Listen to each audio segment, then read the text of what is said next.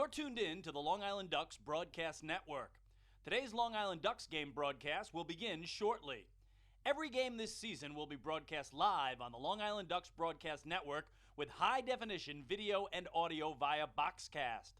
Fans can tune into the game on the Ducks' official Facebook page and YouTube channel, as well as the team's official website, liducks.com. Thank you for tuning in, and stand by for complete coverage of today's game. 2017 Long Island Ducks season ticket packages are on sale now. Enjoy the best savings and most benefits available to cheer on your hometown team.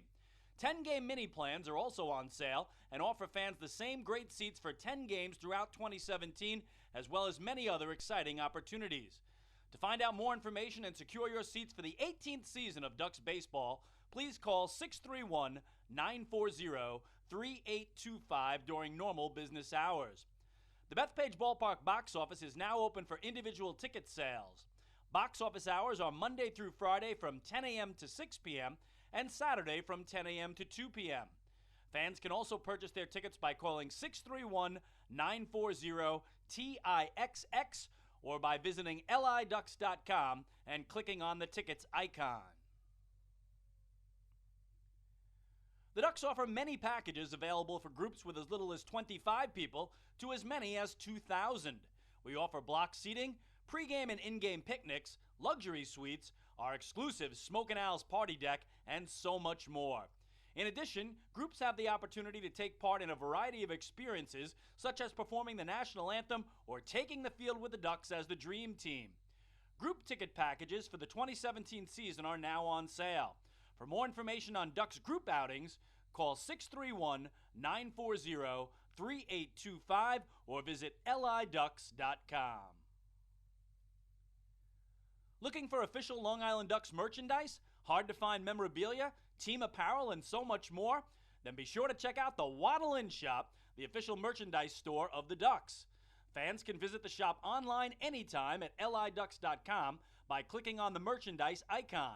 Store hours on game days are noon to 4 p.m. and during the game from inside the ballpark only. On non-game days, the store is open Monday to Friday from 9 a.m. to 5 p.m. Children 14 and under can become members of the Bethpage Federal Credit Union Long Island Ducks Kids Club today. Kids will receive a unique gift package and take part in a variety of fun activities that come with being a member of the Kids Club. For more information on how to sign your child up, please call 631-940-3825 during normal business hours. Quacker Jack, the 7-time Best Long Island mascot, is now available for appearances at parties and other special events throughout the Long Island community.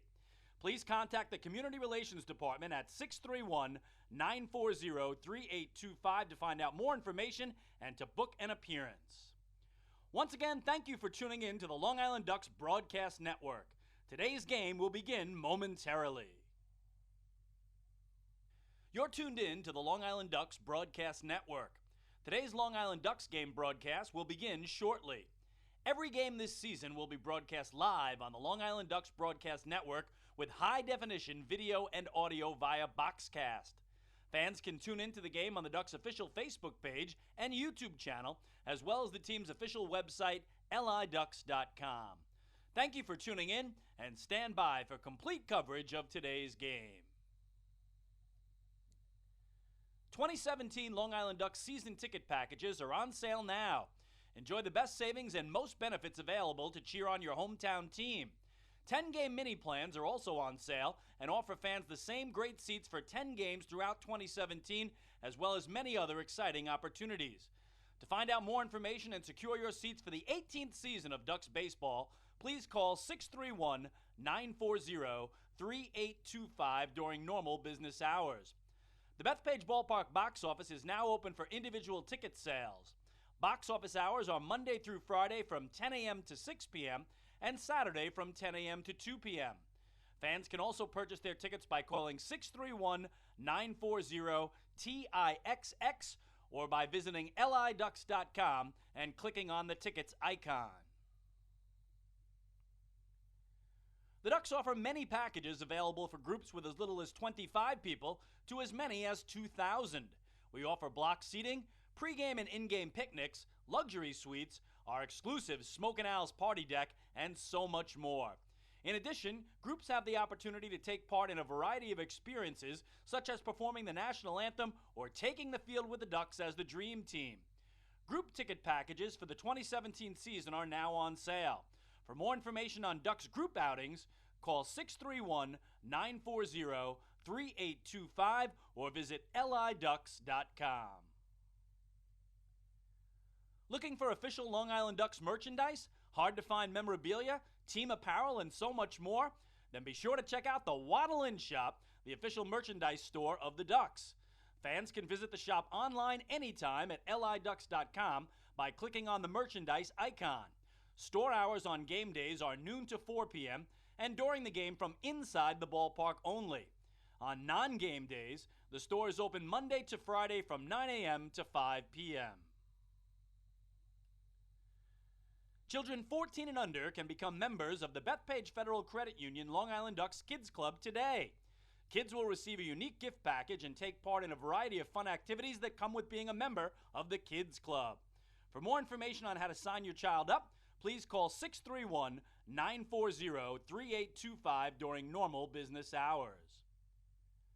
Quacker Jack, the 7-time Best Long Island mascot, is now available for appearances at parties and other special events throughout the Long Island community. Please contact the Community Relations Department at 631-940-3825 to find out more information and to book an appearance. Once again, thank you for tuning in to the Long Island Ducks Broadcast Network. Today's game will begin momentarily.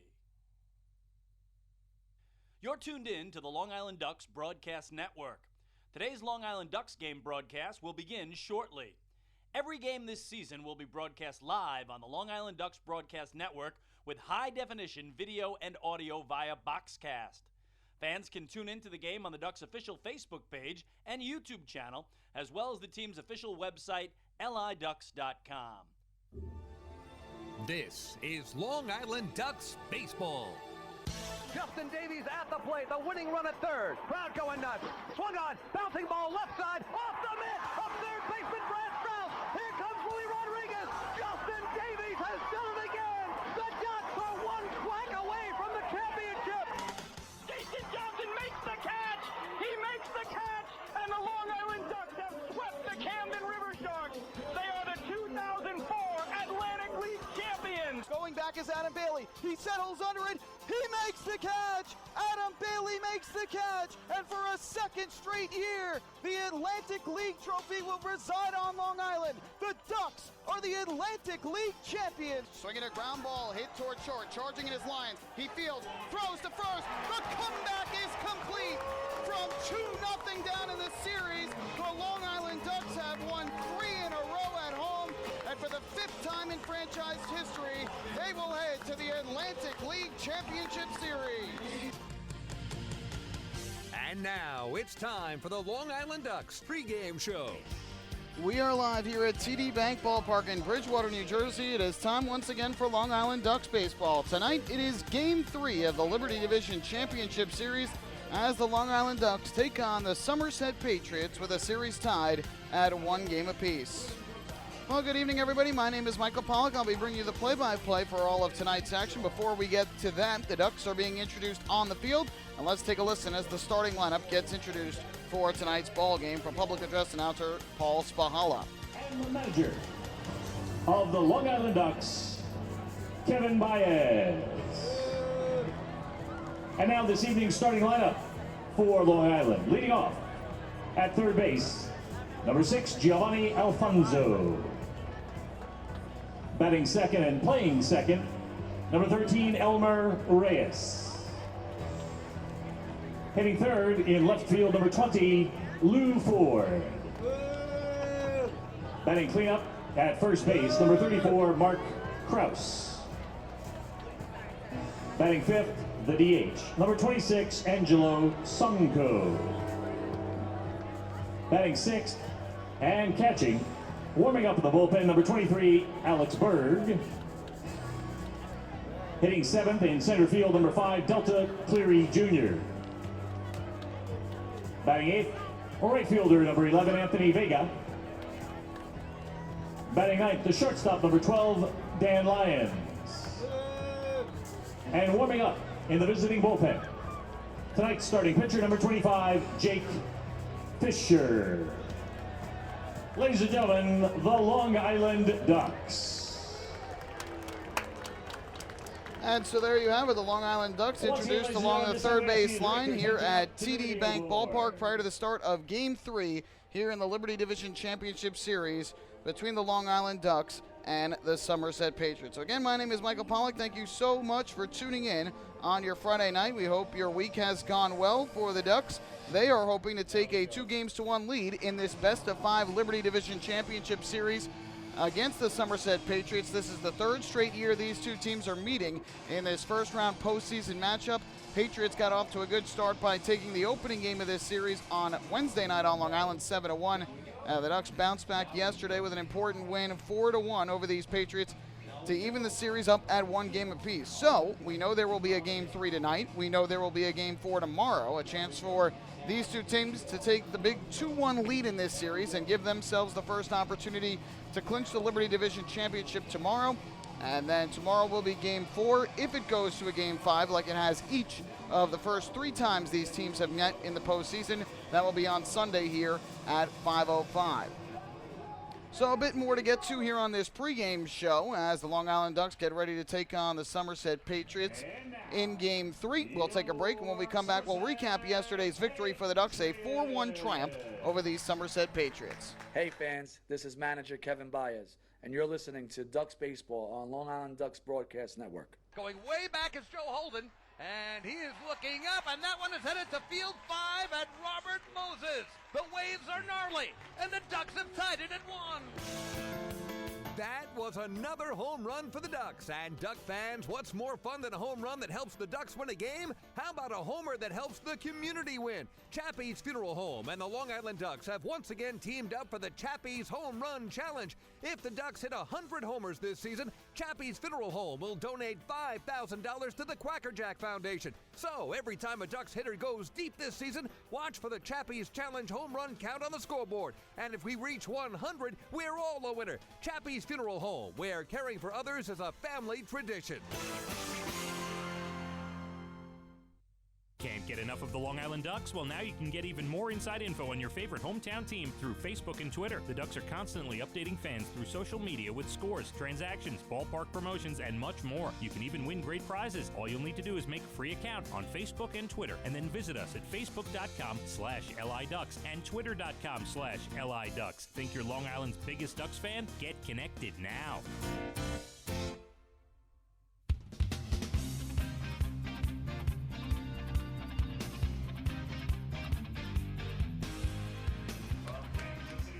Once again, back here at TD Bank Ballpark, getting ready for tonight's game between the Long Island Ducks and the Somerset Patriots. The Ducks, as is the custom before the first game of the postseason at each ballpark, and really before every postseason series, teams get introduced along the first and third base lines. The Ducks have already been introduced on the third base side, and the Patriots currently being introduced to the home crowd, which continues to file in along the first base line.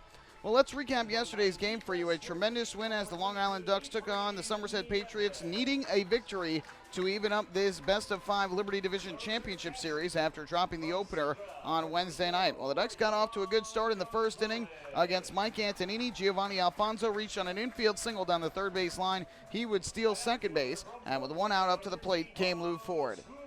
Here's the 1-2.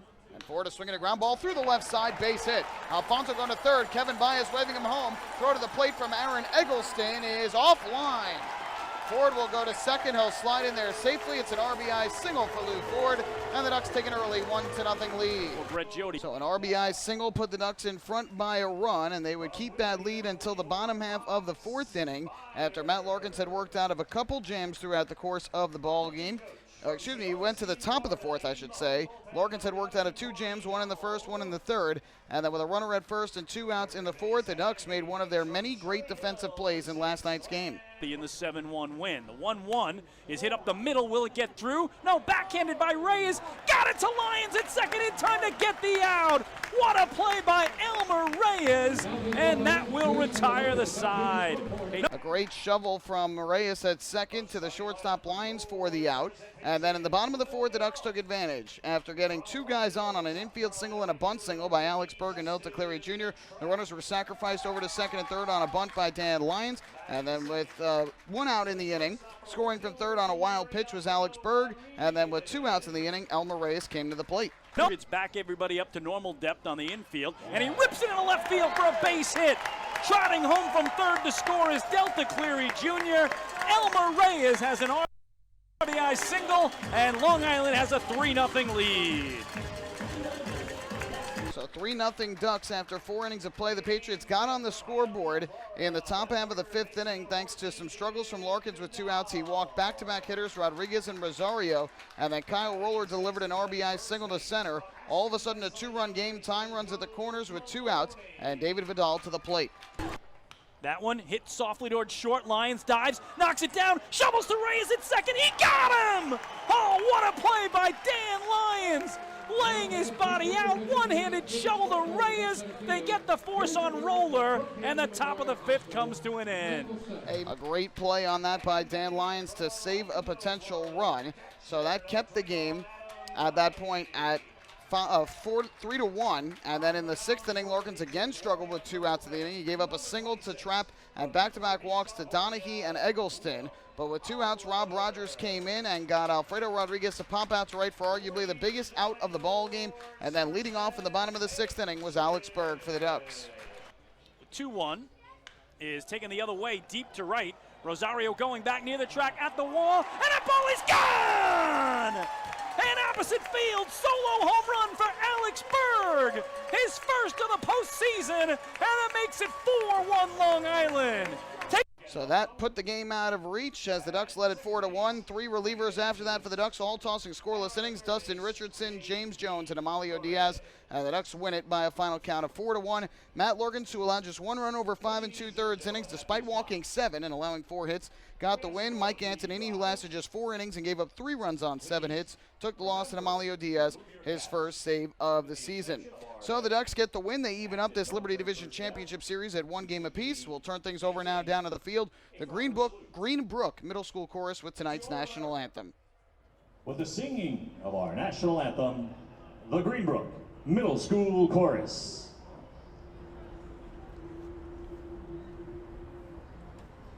Oh, say, can you see by the dawn's early light what so proudly we hailed at the twilight's last gleaming, whose broad stripes and bright stars through the perilous fight o'er the ramparts we watched were so gallantly streaming, and the rocket's red glare that was there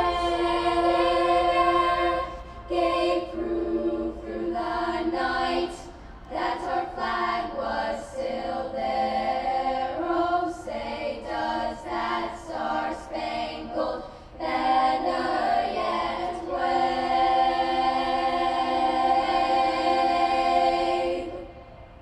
o'er the land of the free and the home of the brave?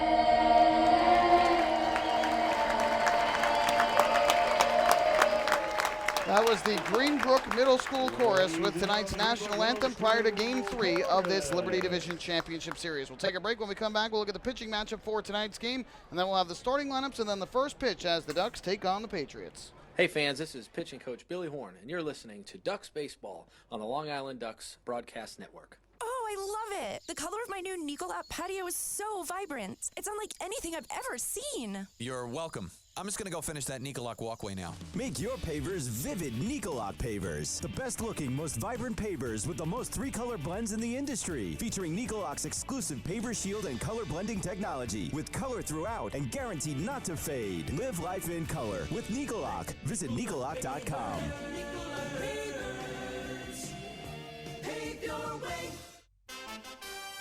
Have your birthday at the ballpark this season and celebrate with the flock.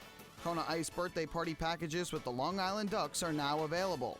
Each package includes 10 box seats, a commemorative birthday t-shirt and autographed baseball, a pizza and Kona Ice party in the Hebrew National Picnic area, and so much more.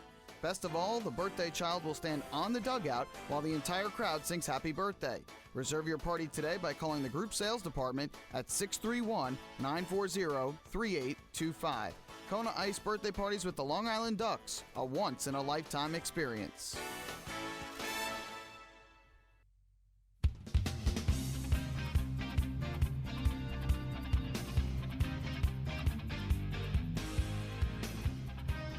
We are back here at TD Bank Ballpark as we get ready for Game 3 of the Liberty Division Championship Series between the Long Island Ducks and the Somerset Patriots. And it is time to take a look at the pitching matchups for tonight's ball game. And for the Ducks, it will be the first postseason start for left-hander Jake Fisher, who is going to be making his postseason debut for the Ducks. Made 2 regular season starts for Long Island after being acquired from the Windy City Thunderbolts of the Frontier League. And since coming to Long Island, no record and a 2.76 ERA. He has allowed just 4 runs over 13 innings of work, having given up 11 hits and 3 walks while striking out 6. Last pitched a little over a week ago, last Thursday, September the 14th, in Lancaster, Pennsylvania, and he took a no decision but pitched like he won it. 7 innings of 1-run ball, allowed just 4 hits and a walk while striking out 3. Unfortunately for the Ducks, the bullpen could not hold it as Long Island lost the game 4-3. But a tremendous job by Fisher in that one, and he will face the Patriots for the very first time as a member of the Ducks, and it will come here in Game 3 of the postseason. As for Somerset, this is a guy that the Ducks are certainly familiar with. It will be right-handed pitcher Will Oliver, who this year had a bit of an up-and-down season for the Somerset Patriots. Overall, put together a record for Somerset of just 8-6, and he had an ERA of 4.78 on the season. So a bit of a struggle for right-hander Will Oliver this year. Normally has been a very steady part of this rotation, but really had some struggles for Somerset this season. And meanwhile, this will be not the first time the Ducks are facing him in the playoffs. He did pitch a complete game shutout here over the Ducks in Game 4 of the Liberty Division Championship Series in 2015, and pitched fairly well in Game 5 of last year's Liberty Division Championship Series on Long Island, but he took the loss. He allowed 5 runs, only 2 of them earned though, in 7 innings on Long Island. Was outdueled by John Brownell, fell into an early 4-0 hole that he couldn't dig out of, and the Ducks won that Game 5 over the Patriots at Bethpage Ballpark to advance to the Atlantic League Championship Series. So that has been kind of the story for Oliver. Sometimes he has been flat out dominant, other times it has been a struggle for him. And this year certainly was a little bit of a struggle, again at 8-6 with a 4.78 ERA, but he'll take the mound against the Ducks here tonight on his home field. Take a break. When we come back, we'll have the starting lineups for you, and then the first pitch of Game 3 between the Ducks and the Patriots. Hey fans, this is Bud Harrelson, and you're listening to Ducks Baseball on the Long Island Ducks Broadcast Network. M&V Limousines is the official bus company of the Long Island Ducks. Family owned and operated, they've been in the business for over 24 years. M&V Limousines offers coach buses with Wi-Fi and restrooms, party buses, exotic limousines, and also recently acquired Hampton Luxury Liner with regular service from New York City to the Hamptons. They also offer a variety of vineyard tour options. Whether you're looking for transportation for weddings, proms, corporate outings, or long-distance trips, they've got the right vehicle for you. Visit their showroom in Comac or check them out online at mvlimo.com. M&V Limousines and Hampton Luxury Liner, the official bus company of the Long Island Ducks. Family fun every time. Beautiful evening for baseball. Big action every time. He reaches up, it's gone! Great value every time. And the Ducks have won it 7-1. The Ducks schedule is loaded with new promotions this season, and with an average ticket price of just $10 and free parking, there is no better value on Long Island. For game times and tickets, visit liducks.com. Long Island Ducks baseball. Good times every time.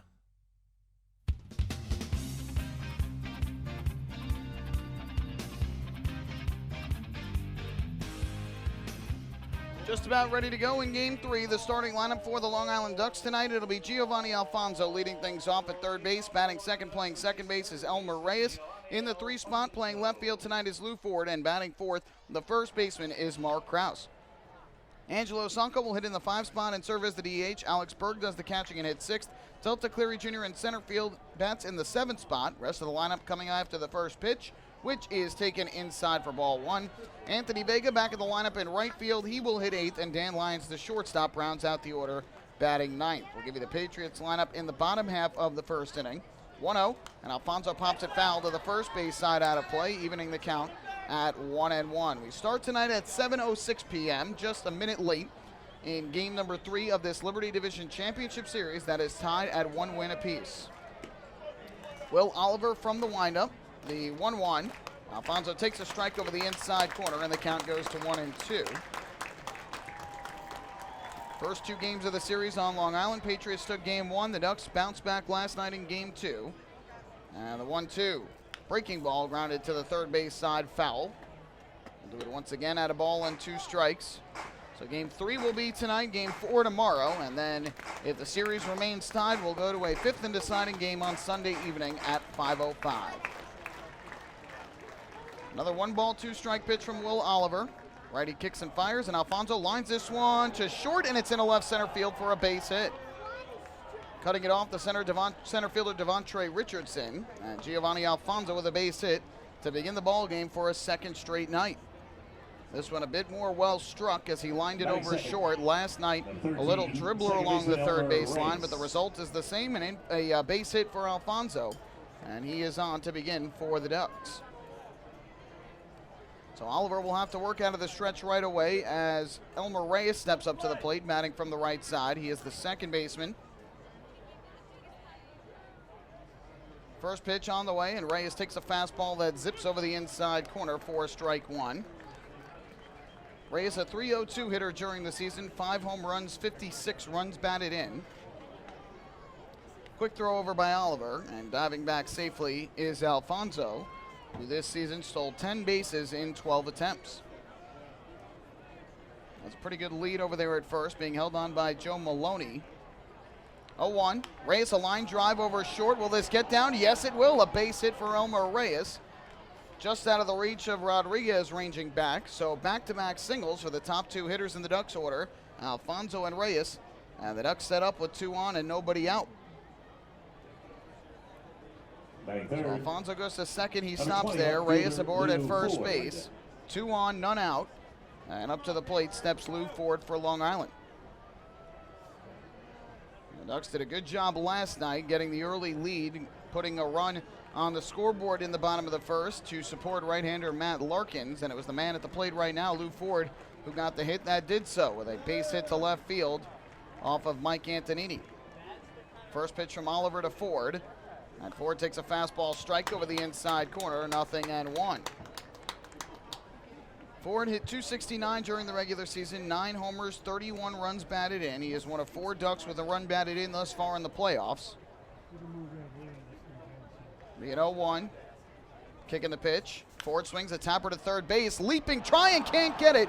Vidal had it go over his head. Alfonso will come in a score. Reyes will stop at second. It is an RBI single for Lou Ford, and 3 batters in a game 3. The Ducks have a 1-0 lead.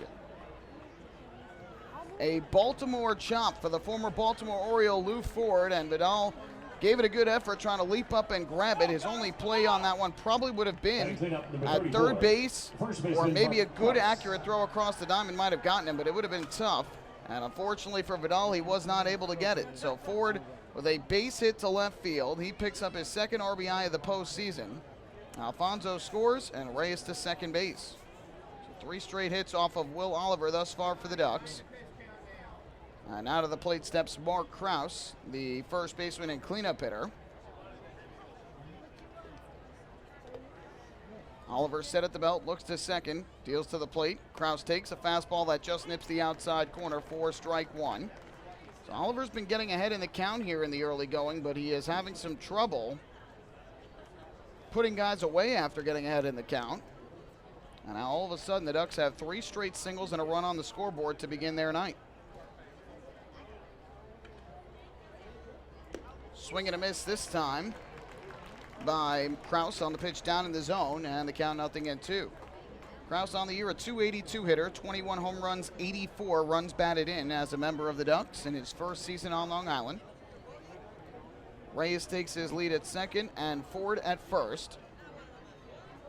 Here's the 0-2. Kraus a line drive left center field. That ball is going to get down for a base hit.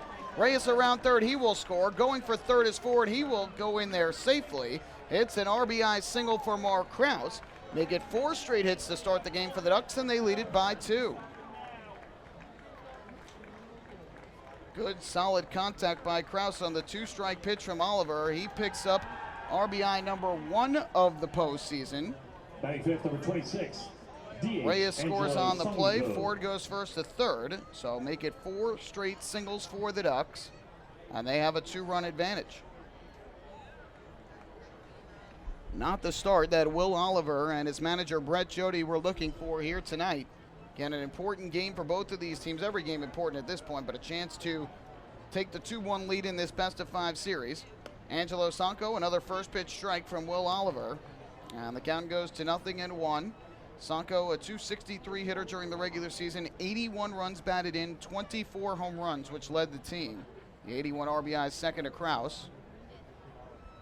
Here comes the 0-1. Sanco, a weak ground ball to the right side, fielded by Maloney. He'll go to second for 1. The return to first base, not in time. Sanco beat it out. It's an RBI fielder's choice as Lou Ford scores on the play, and the Ducks now lead it 3-0. So although Sanco loses the at-bat, they do plate a run.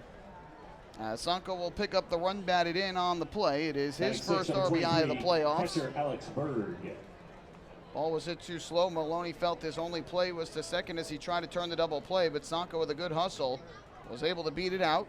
So Ford scores, and that ends their streak of 4 straight hits to begin the game for Long Island. Kraus out at second on the 3-6 fielder's choice, and now Sanco the runner at first with 1 away. Alex Berg takes downstairs for ball 1, coming off of a 3-hit performance in last night's game.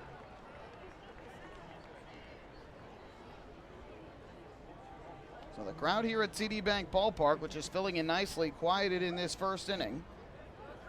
Here comes the 1-0. Oliver fires, and Berg takes inside. It hit him. Looked like it caught him on that left arm, so Will Oliver hits Alex Berg with a pitch.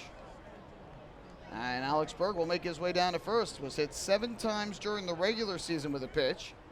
And now hit here in his first road postseason start with the Ducks. So that will move Sanco down to second base. Berg will be at first. Center fielder Delta Cleary Jr. Still only 1 out in the inning. And now Delta Cleary Jr. coming up to the plate. Well, obviously much too early to get any action going in your bullpen. The Patriots have 2 long men in their bullpen in Lucas Irvin and Efrain Nieves, but Irvin had to throw 3 innings in last night's game in relief of Mike Antonini, so doubtful that you would see him tonight. First pitch here to Cleary Jr., and he takes a fastball high and away for ball 1. So Oliver having to throw a lot of pitches in this first inning. Now, granted, he has not had too many deep counts, so he's only at 17 pitches right now. But Cleary Jr., the 7th man to bat in the inning. 1-0, swing and a miss. Good off speed that time from Oliver, and he had Cleary Jr. out in front of it. That'll even up the count at 1-1. 265 batting average for Delta Cleary Jr., 3 home runs and 46 runs batted in. From the stretch, here comes the 1-1. Oliver fires. Cleary Jr. takes a fastball outside, goes off the glove of Adam Donahue, and goes back behind the plate to the backstop. So Sanco will make his way over to third base, and down to second goes Alex Berg. I have to think that would be a pass ball. We'll see how it is scored, but it looks like it might have been a cross-up between Donahue and Oliver, or just Donahue flat out missed it. But it seemed as though Donahue got a glove on that one and just could not secure it. So now it's a 2-1 count. And A chance here to make this a 5-0 ball game for the Ducks with a base hit. Indeed, it is a pass ball, so that is what allows Sacco to move to third and Berg to go to second base. Infield in all the way around, the 2-1. Fouled back to the screen behind home plate by Cleary Jr. He was out in front of it.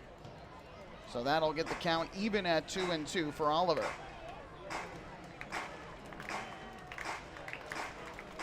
For the Ducks, they have picked up 4 hits in the inning. 3 runners have come home to score. And they have an early 3-0 advantage. Oliver gets the sign and comes set. Here's the 2-2. Cleary Jr. chases a breaking ball down in the dirt for strike 3. Not good plate discipline there from Cleary Jr., who chases downstairs for the first strikeout of the night by Oliver. And there is out number 2 in this opening inning. Defensively for the Patriots tonight, Olmo Rosario starts in left field. Devontre Richardson is the center fielder, and Justin Trapp around in right. On the infield, it's David Vidal at third base. Alfredo Rodriguez is the shortstop. Tyler Bortnick at second base. Joe Maloney is the first baseman. Doing the catching behind home plate, Adam Donaghy for the right-hander, Will Oliver. So a 2 down and 2 on. That'll leave it up to Anthony Vega, the 8-hitter and right fielder for the Ducks. First pitch to him, and he swings and misses late on the fastball from Oliver for strike 1. Vega, who has rejoined the Ducks for this postseason series after going back to college at the end of August out in University of Arizona. Hit .245 with the Ducks earlier this year. 0-1. Takes downstairs. Good eye by Vega to get the count even at a ball and a strike. Vega had 3 home runs, 19 runs batted in. And brought home the first run of the postseason for the Ducks with an RBI single in Game 1.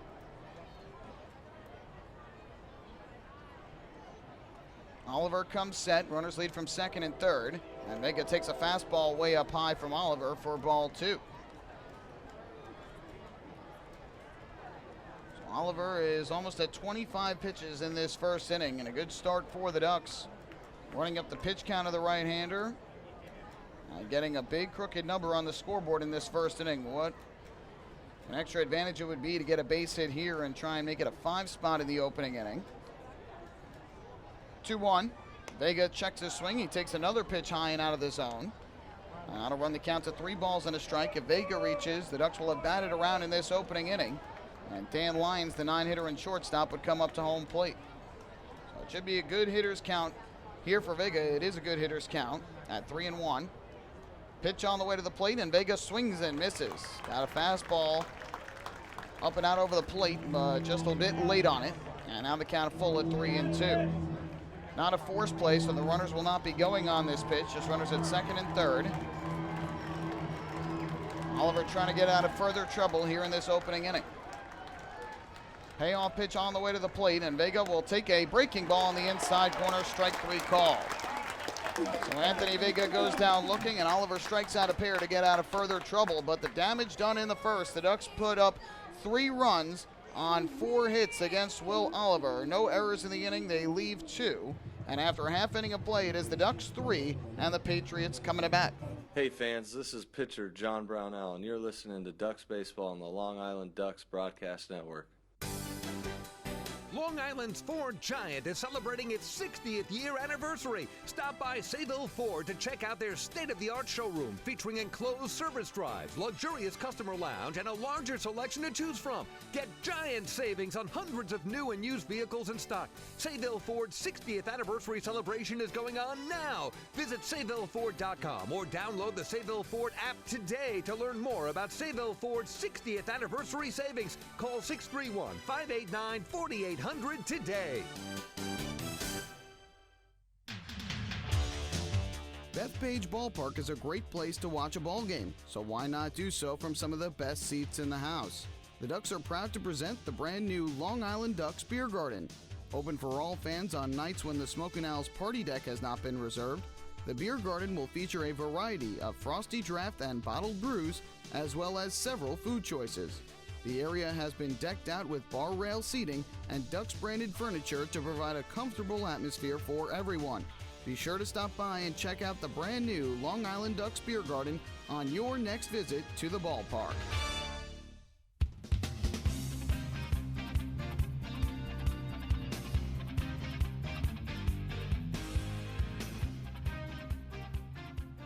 Well, you can't start a game much better than the Ducks did, as they played 3 runs in the opening inning on 4 hits off of Will Oliver and take an early 3-0 lead here in Game 3 of the Liberty Division Championship Series. And now will be left-hander Jake Fisher's turn on the mound for his first outing against the Somerset Patriots and his first postseason start as a member of the Ducks. Let's take a look at the starting lineup that he will face. Justin Trapp is going to lead things off. He is the right fielder for the Patriots. Alfredo Rodriguez at shortstop will bat second. Olmo Rosario gets the start in left field, hitting third. And in the cleanup spot of the order is the designated hitter, Kyle Roller. Batting fifth, the third baseman, David Badal. Joe Maloney is the first baseman. He hits in the number 6 spot. Devontre Richardson in center field will bat seventh, hitting eighth, and at second base is Tyler Bortnick. And rounding out the order for the Patriots, is the catcher, Adam Donahue. So there is the look at the starting lineup that Jake Fisher will face, the left-hander for the Ducks, and his first pitch is a fastball strike over the inside corner. 0-1. Trapp, a .327 hitter during the regular season with a home run and 21 runs batted in. There's the 0-1. Now this is lifted in the air to left field towards the line. Long run for Lou Ford over. He loses his hat, but makes the catch for the first out. Not a requirement to keep all parts of your uniform on as you make that catch. And Ford, with the wind blowing out towards center field, it has died down a bit. During batting practice, that wind was blowing way out to center field. But the wind has died down, and still enough to knock the hat off of Ford. So there is one away as Trapp pops out to left field, and that'll bring up the shortstop, Alfredo Rodriguez. First pitch on the way from Fisher. Rodriguez squares to bunt, pulls back, and takes outside for ball 1. Rodriguez, a .257 hitter with a home run and 32 runs batted in thus far for the Patriots. 1-0. And missing inside with a fastball, Fisher for ball 2. Last time that Fisher took the mound, which was back on September the 14th in Lancaster, the Ducks also with a 3-run first inning as they had 4 hits and an error that they took advantage of against the Barnstormers. There's a fastball strike on the outside corner, 2-1 on Rodriguez. So now 2 straight starts for Jake Fisher in a Ducks uniform, 1 regular season, 1 postseason, in which the Ducks put up a 3 spot in the first inning. 2-1, line in the air to center field. That chases Delta Cleary Jr. back, but he ranges backwards and makes the catch for out number 2. So Rodriguez gave that one a bit of a ride, but not deep enough to get over the head of Cleary Jr. And so 2 away. Let's go through the defensive lineup for the Ducks. As we've already mentioned, Lou Ford starts in left field. Delta Cleary Jr. is in center. The right fielder, Anthony Vega. And then on the infield from left to right, it is Giovanni Alfonso at third base. Dan Lyons, the shortstop. Elmer Reyes is at second base, and Mark Krause around at first. Doing the catching behind home plate, Alex Berg, and on the mound is left-hander Jake Fisher. So Fisher looking to retire the Patriots in order in the bottom of the first inning. Here is Olmo Rosario, who takes a strike on the inside corner, 0-1. Rosario, the left fielder, a .282 hitter with the Patriots this year. He had 6 home runs, 42 runs batted in. The 0-1. Another good fastball, this time just missed inside. That'll leave in the count at 1 ball and 1 strike. Raised the second baseman, shaded towards the middle here for the righty hitter. 1-1 delivery, and Rosario pops one high in the air to left field. Back goes Lou Ford, but barely had a drift back. Settles under it, makes the catch. And a good shutdown inning for Jake Fisher after the Ducks put up 3 in the top of the first.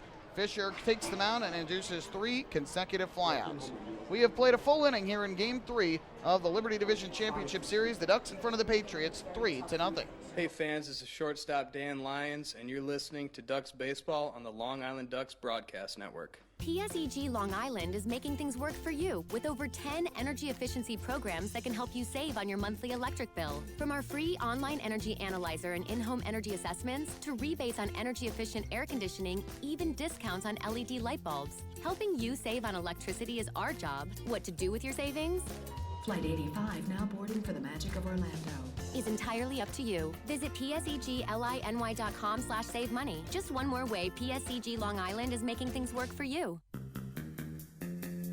Take your group out to the ball game this season and enjoy all the fun of Ducks baseball at discounted prices with the picnic area, luxury suites, the Smokin' Owl's party deck, and so much more. Bringing your group to the game will be an unforgettable experience. The Ducks even offer opportunities to sing the national anthem, serve as the Ridgewood Savings Bank color guard, be the Nicolak Dream Team, put on a pregame performance, or shag fly balls during Ducks batting practice. To book your outing today, call 631-940-3825 and ask for the group sales department. Long Island Ducks Baseball. Good times every time.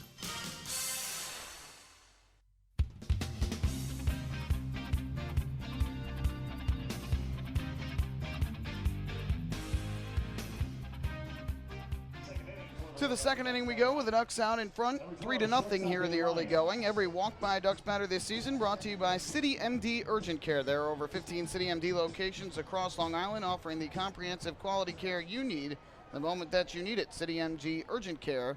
Need a doctor? Just walk in. So the Ducks with a good start. They get 3 runs offensively, and Jake Fisher retires the Patriots in order on 3 consecutive flyouts. First pitch is taken for a strike by Dan Lyons, and the count 0-1. Lyons, the only Duck not to come up to the plate in the first inning. The 0-1 here is taken downstairs from Oliver to even the count up at 1 ball and 1 strike. Oliver had to throw over 25 pitches in that first inning compared to just 9 for Jake Fisher. Oliver looking to bounce back here in inning number 2. The 1-1, high pop-up in the air, third base side, foul ground. David Vidal over near the warning track will make the catch, and that will retire the side for out number, the 9-hitter for out number 1. Well, certainly one of the keys now for the Ducks in this game after getting that big 3 spot in the first inning is going to keep their foot on the gas pedal. You don't want to let up against a good team like the Patriots. That was one bugaboo for the Ducks in that game against the Barnstormers on September the 14th. They got the 3 runs in the first inning, which was great, but they could not add anything further to it, and ultimately the Barnstormers, pun intended, stormed back and ended up winning that game 4-3 in walk-off fashion. First pitch fouled off by Giovanni Alfonso for strike 1. So that will certainly be something that the Ducks will have to do in this game if they want to take the lead in this series. The 0-1, Alfonso grounds this one foul off his front foot, and that one stung him a bit. He wears a shin guard on the front inside part of that left leg, but knocked that ball right off his front foot. Now hobbling around near the home plate circle. Kevin Baez hasn't come down yet to check on him, and now Dottie Pitchford, the team trainer, will come out and make sure that Alfonso is okay. Don't forget to head up to the main concourse, check out tonight's 50-50 raffle. I think he'll end up being all right, but obviously that doesn't feel very good. Alfonso still bent over in that home plate circle as Donnie checks him out and makes sure that he can still walk and move around okay after taking that hard shot. All apparel is 30% off. And that includes hats. So the 2 teams that have been defeated in this game, each side once, in this series, have been held to just 1 run in each game. The Ducks fell 7-1 behind a great start from Mark Hamburger on Wednesday night in this series. And then last night, Larkins did not dominate, but he had a battle through, still pitched pretty well and limited the Patriots to just 1 run. And then ultimately the Ducks bullpen was able to preserve it and get the win. 4-1 the final in that one. The Ducks already out to a 3-0 lead here tonight. Count is 0-2 on Alfonso. Oliver winds and fires, and Alfonso swings and lines this one in the air to right field. Justin Trapp drifts back a couple steps to make the catch. And Alfonso, who had singled his first time up, retired on the pop out, 2 away. It's now 4 in a row retired by Oliver. Second baseman, number 13. Well, again, it's been a struggle this year for Oliver. He typically has had very good numbers with the Patriots. First joined them in 2015 and went 9-2 with a 1.59 ERA with Evansville before he was traded late in the season to Somerset in 2015. Popped up here by Elmer Reyes. Foul territory, third base side. Vidal and Donahue looking, and it is Vidal who makes the catch. So 2 foul pop-ups in the inning, and the Ducks go quietly in the top half of inning number 2. Good bounce back for Oliver. After an inning and a half, it's a 3-0 lead for the Ducks over the Patriots. Hey fans, this is outfielder Delta Cleary Jr., and you're listening to Ducks Baseball on the Long Island Ducks Broadcast Network. Hey Ducks fans, the official hotel of the Long Island Ducks is the Radisson Hotel Hauppauge, Long Island. It's centrally located on the north shore of Long Island and offers a home away from home for both business and leisure guests. The Radisson Hotel Hauppauge, Long Island features an indoor pool, 24-hour business center, a fitness center, and complimentary Wi-Fi in all guest rooms. Enjoy the contemporary American cuisine at the Fountain Grill restaurant or grab a quick bite to eat at Cafe Pronto. And best of all, it's only minutes away from Bethpage Ballpark. The Radisson Hotel Hauppauge, Long Island, the official hotel of the Long Island Ducks. Call 631-231-1100 today. That's 631-231-1100. Baseball fans, the Long Island Ducks mobile app has officially arrived. Powered by Clear Vision Apps, it's your one-stop shop for all things Ducks baseball. Buy tickets straight from your mobile device. Receive game status updates with push notifications. Check out up-to-the-minute news and scores and interact with the Ducks on social media. Best of all, it's free. Download the Ducks mobile app today by visiting the App Store on your Apple-powered device or Google Play on your Android-powered device. The Long Island Ducks mobile app, with you wherever you flock to.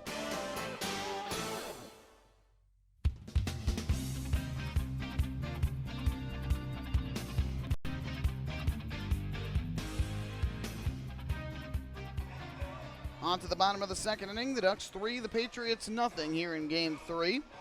Time for the Ducks Health Report, which is brought to you by Island Shore Physical Therapy, the official therapists of the Long Island Ducks. Everybody on this Ducks roster, active, healthy, good to go. And Giovanni Alfonso, who fouled that ball off his front foot in the top half of the second inning, will stay in the game and continue on at third base. Seems to be all right. We'll continue to keep an eye on how he moves around, but certainly seemed to be shaken up a bit by the foul ball, but good enough to stay in the ball game. And meanwhile, Jake Fisher, who retired the Patriots in order in the bottom of the first, will come back out for the bottom of the second and start things off against Kyle Roller. First pitch on the way to Roller, and he takes inside for ball one. Lefty hitter had a .326 average during the regular season for Somerset with 22 home runs, 77 runs batted in. Here's the 1-0. Swing and a miss. Good off-speed pitch tailing outside. Roller swung through it for strike one. Again, this is the Patriots' first look at Jake Fisher, who joined the Ducks late in the season, made a start against Bridgewater and one against Lancaster, and that was it. 1-1. Swing and a miss. Another good breaking ball, and again, Roller was out in front. Fisher spent the early part of the season with the Windy City Thunderbolts of the Frontier League, who he has spent time over the past 4 seasons with now. Here's the 1-2. Swing and a miss. Strike three. Got him to chase downstairs. First strikeout of the night for Jake Fisher as he gets Roller swinging for out number one. Batting fifth, number 14, third baseman. While with Windy City, Fisher was 10-7. He had a 2.80 ERA through 20 starts, 4 complete games and a shutout. And struck out 120 batters while walking just 29 in 138 innings. Impressive numbers there, and he has looked strong in his first 2 starts as a member of the Ducks, and now looks to take that into the postseason. So one away, and here is the third baseman, David Vidal. The first pitch to him is grounded third base line, a fair ball, past Alfonso and down the line. Ford will field it in foul territory. Vidal going for second. Here comes the throw, not in time. Vidal got in there safely just before the tag from Elmer Reyes, and the Patriot third baseman is on with a 1-out double. There's the first hit and first base runner of the ball game for Somerset as Vidal picks up the 2-base hit. During the regular season, he had 2 with Somerset. Batting sixth, number 37, the first baseman, Joe Maloney. But also began the season in the Marlins organization before joining the Patriots. This is his first extra base hit of the playoffs, though. So runner at second base with 1 away, and that'll bring up the first baseman, Joe Maloney, batting in the 6th spot for Somerset. Had the night off last night after playing in game 1. First pitch from Fisher, and Maloney takes inside for ball number 1. Maloney, 4 for 9 since joining the Patriots during the regular season, had an RBI and 2 runs scored, but played most of the year with the Rockland Boulders up north of here in southern New York. 1-0, swing and a miss. Good pitch down in the zone. He got Maloney out in front of it. And so that evens the count at 1-1. While with Rockland, Maloney hit .282 with 35 home runs and 101 RBIs.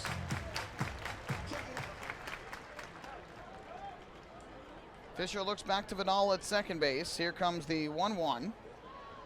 Kicks and fires, and Maloney is swinging a miss. Again, a good off-speed pitch, and he's gotten Maloney out in front on the last 2. Keeps the count at a ball and 2 strikes.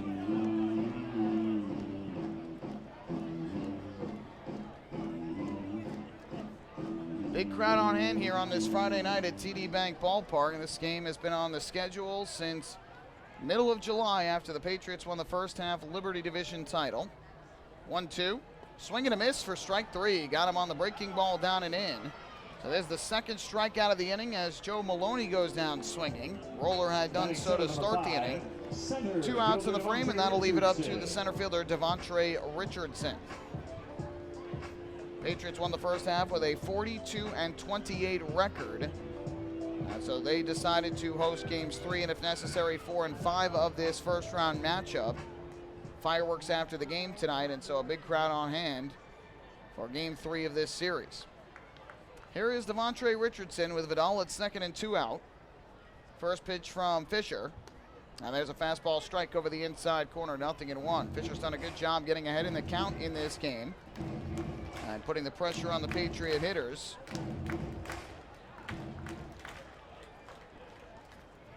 Richardson also began the season outside of Somerset before joining the Patriots late. The 0-1. He grounds this one to third base, gobbled up by Giovanni Alfonso. He throws one low, but a nice scoop out of the dirt made by Mark Krause on the backhand to save Alfonso of the error, and that will retire the side. A good job by Fisher. He works around the 1-out double from David Vidal. No runs in the inning, 1 hit, and 1 runner left on base. We have played 2 here in game 3. Ducks lead the Patriots 3-0. Hey fans, this is outfielder Angelo Sanco, and you're listening to Ducks Baseball on the Long Island Ducks Broadcast Network. Going way back is Joe Holden, and he is looking up, and that one is headed to field 5 at Robert Moses. The waves are gnarly, and the Ducks have tied it at 1. That was another home run for the Ducks. And Duck fans, what's more fun than a home run that helps the Ducks win a game? How about a homer that helps the community win? Chappie's Funeral Home and the Long Island Ducks have once again teamed up for the Chappie's Home Run Challenge. If the Ducks hit 100 homers this season, Chappie's Funeral Home will donate $5,000 to the Quackerjack Foundation. So every time a Ducks hitter goes deep this season, watch for the Chappie's Challenge home run count on the scoreboard. And if we reach 100, we're all a winner. Chappie's Funeral Home, where caring for others is a family tradition. Can't get enough of the Long Island Ducks? Well, now you can get even more inside info on your favorite hometown team through Facebook and Twitter. The Ducks are constantly updating fans through social media with scores, transactions, ballpark promotions, and much more. You can even win great prizes. All you'll need to do is make a free account on Facebook and Twitter, and then visit us at facebook.com/LIDucks and twitter.com/LIDucks. Think you're Long Island's biggest Ducks fan? Get connected now.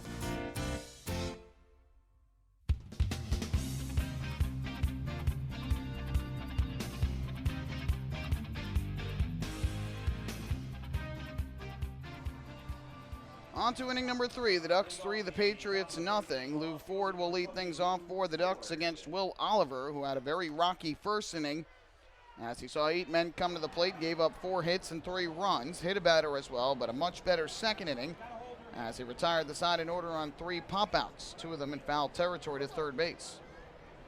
First pitch here to Lou Ford, and he takes a fastball knee-high for a strike over the outside corner, 0-1. Ford in the first inning hit a chopper to third that got over the head of David Vidal to score a run. Here he drifts one in the air, foul down the right field line out of play for strike 2. And for Lou Ford, it was his second straight game in which he picked up an RBI single in the opening inning. Last night did so against Mike Antonini as his base hit to left drove in Alfonso from second. Ducks took a 1-0 lead at that point, and they never trailed in the game. Got ahead as big of a lead as 3-0 and then 4-1. And that was the final score. Oliver's 0-2. Ford fouls it straight back. Good job by Ford to fight off that pitch and stay alive at home plate. So still nothing in 2 on Ford, who with his base hit in his first at-bat is now 4 for 9 in the series with 2 runs batted in. No other Duck with multiple RBIs in the series yet. Here is another 0-2, and Ford lines this one to the right side, fielded on a hump by the second baseman Tyler Bortnick. He throws on a first for the out, 1 away here in inning number 3. New York Sports Day is one of the largest independent New York sports news sources out there for coverage of the Long Island Ducks, the Mets and Yankees, major and minor league baseball, football, basketball, hockey, and soccer. Visit nysportsday.com. New York Sports Day, your independent Gotham sports news source. So there is 1 away. That will bring to the plate the first baseman, Mark Krause. And he will bat from the left side for Long Island. Will Oliver gets the sign, and his first offering is way upstairs for ball 1. Krause lined an RBI single into the left center field gap in the opening inning. That scored Elmer Reyes from second base. Move Lou Ford to third, who would eventually score on Sanko's fielder's choice. 1-0 is grounded foul. First base line, and that'll even things up at 1 ball and 1 strike.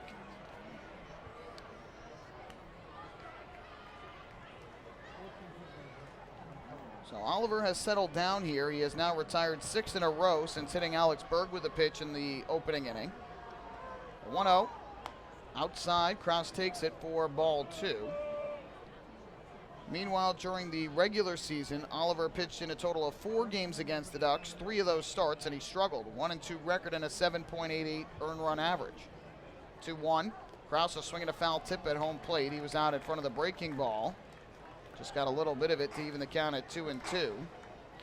For Oliver, in 16 innings against the Ducks, he allowed 14 runs, all of them earned. Gave up 20 hits and 6 walks while striking out 18. Ducks hit .303 against him during the regular season. 2-2. Swing and a miss for strike 3 as Krause cuts through the high fastball. So there is the 3rd strikeout of the night for Will Oliver. And quickly, 2 away here to start off the 3rd inning.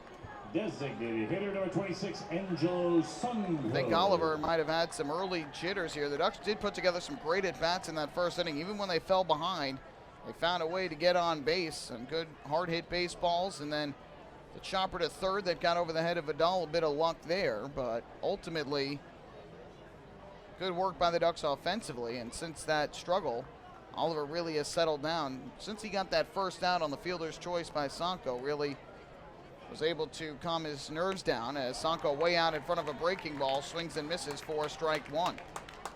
Sanko hit a grounder to first, in which Maloney went to second for the force. The return throw was late. And scoring on the play ended up being Lou Ford, though he would have scored anyway since there were no outs in the inning. 0-1. Ground ball towards the middle of the infield, past the diving try of Tyler Bortnick. It's a base hit for Sanko. Around first and stop there as Richardson fires back in. So that breaks the string of 7 in a row retired by Will Oliver. And Angelo Sanko is aboard for the 2nd time. Had the fielder's choice his first time, which brought in a run. His first RBI of the postseason. Now he picks up his 2nd hit of the playoffs. So he is now 2 for 9. Sanko on at first base with 2 outs, and that'll bring Alex Berg up to the plate, who has been terrific to start off the playoffs for Long Island, the team's leading hitter. First pitch on the way, and Berg swings and fouls this one off to the first base side into the crowd, and then caroms back down to the lower level seats. Hopefully everybody is okay. My goodness, was that a late swing and a rocket off the bat of Alex Berg off to our right. So 0-1 on Berg. It was hit by a pitch his first time up. 5 of 8 in the postseason thus far is Alex Berg. The 0-1, high and inside. Berg almost got hit again.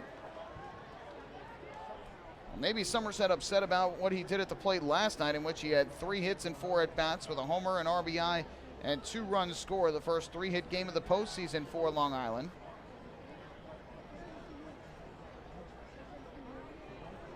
Oliver comes set. Here's the 1-1. Berg is swinging a miss out in front of the off-speed pitch. Almanor Keach. So the count now goes to 1-2 on the Ducks catcher. Burgess had multiple hits in each of the first 2 games of this postseason. So Oliver trying to work around the 2-out single from Angelo Sanko, who takes his lead at first. The 1-2. Fastball misses high and tight. Good eye by Berg to lay off of it.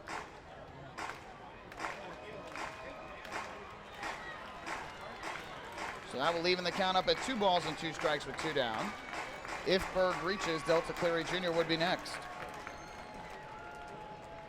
Oliver comes set at the belt. Here's the offering, and Berg pops it in the air foul, first base side. This will drift out of play. Berg has just had a lot of good swings. He's had some that haven't been as great. Has struck out twice in the playoffs, but ultimately 5 hits thus far for Alex Berg.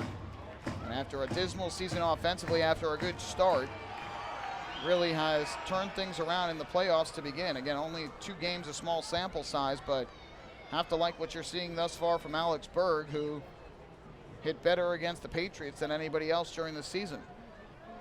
2-2. Ground ball, right side, off the glove of Maloney, and it caroms towards second. Bortnick picks it up, shovels to first. They got him. Oh, what a play by Tyler Bortnick to see that, get there, and get the out at first. It's going to be a 3-4-3 put out for the final out of the inning. What a bizarre play. Maloney tried to knock it down. It caromed over towards Bortnick at second, raced in, fielded it, and threw to first for the out. So for the Ducks, no runs, 1 hit. They leave a man on base after 2.5 innings. It is 3-0 Long Island.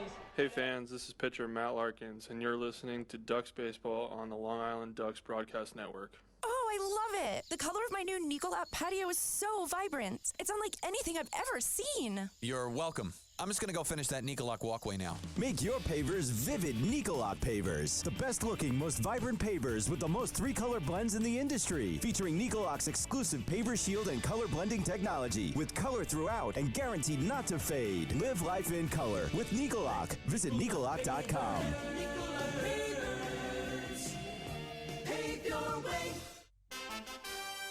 Have your birthday at the ballpark this season and celebrate with the flock. Kona Ice birthday party packages with the Long Island Ducks are now available. Each package includes 10 box seats, a commemorative birthday t-shirt and autographed baseball, a pizza and Kona Ice party in the Hebrew National Picnic area, and so much more. Best of all, the birthday child will stand on the dugout while the entire crowd sings happy birthday. Reserve your party today by calling the group sales department at 631-940-3825. Kona Ice birthday parties with the Long Island Ducks, a once-in-a-lifetime experience.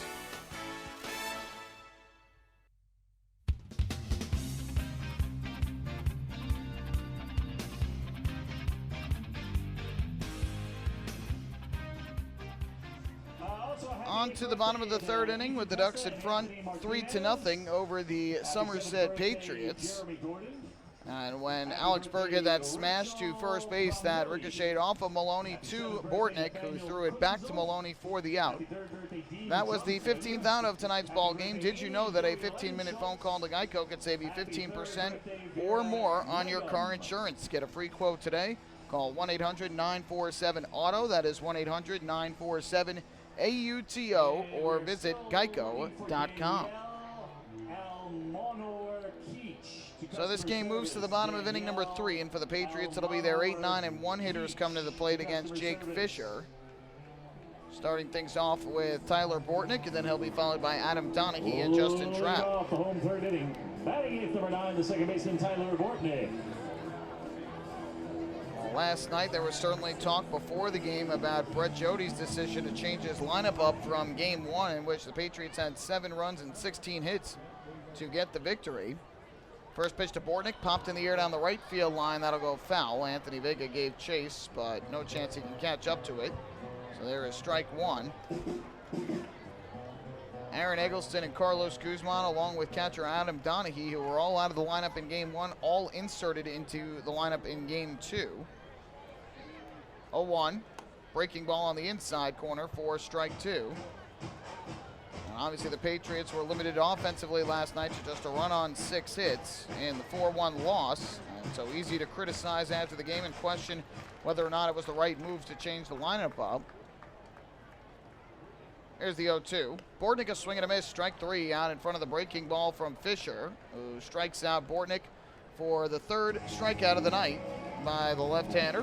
One away in the inning, and that'll bring up Adam Donahue. The catcher, Adam Donahue. And obviously, you have a lot of guys who have been important parts to this team all year long. Eggleston, even though he has struggled, and Guzman being two of those guys. And said one of the newcomers, Joe Maloney, sat, as did obviously catcher Yovan Gonzalez with Donahue going in. And Donahue back in there again for a second night in a row, and he will catch Will Oliver tonight. Now comes to the plate against Jake Fisher. First pitch to him, lifted in the air to left field. Drifting back on it is Lou Ford. He is there to make the grab. So Donahue gave it a little bit of a ride, but not deep enough. And there is the second out of this third inning. So definitely were some changes last night to the lineup, and now Brett Jody putting Eggleston and Guzman back on the bench today, though today more likely because of the left-hander that is on the mound for the Ducks, Jake Fisher. Two of the three lefties sit, and Kyle Roller, who is the big bat in the cleanup spot, the only one who still plays.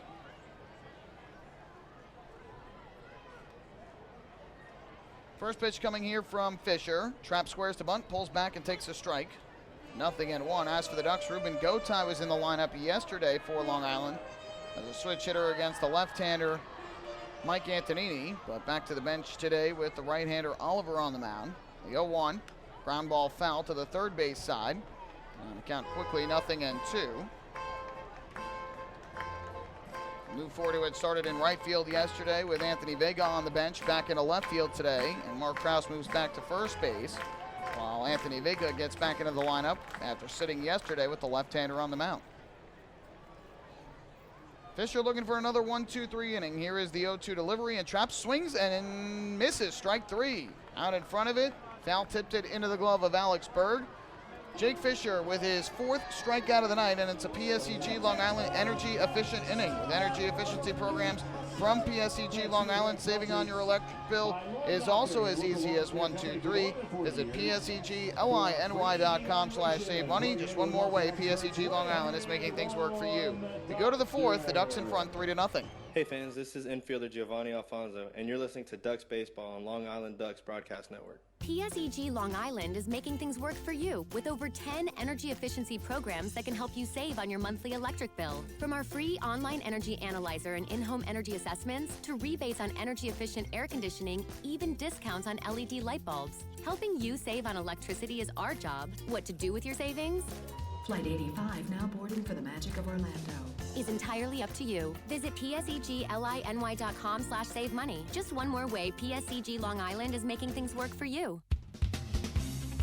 Oh, I love it. The color of my new Nicolat patio is so vibrant. It's unlike anything I've ever seen. You're welcome. I'm just going to go finish that Nicolak walkway now. Make your pavers vivid Nicolak pavers. The best looking, most vibrant pavers with the most three-color blends in the industry. Featuring Nicolak's exclusive paver shield and color blending technology. With color throughout and guaranteed not to fade. Live life in color with Nicolak. Visit Nicolak.com. Pave your way.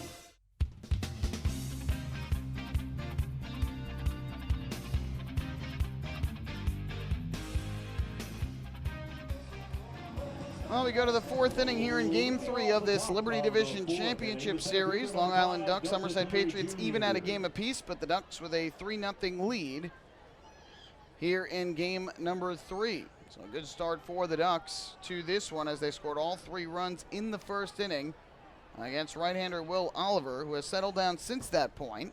He goes back out to the mound for his 4th inning of work. Delta Cleary Jr. to begin, and the first pitch is taken low for ball 1. Cleary Jr. a strikeout victim his first time up as he chased a breaking ball down in the dirt with the runners at first and third and 1 away.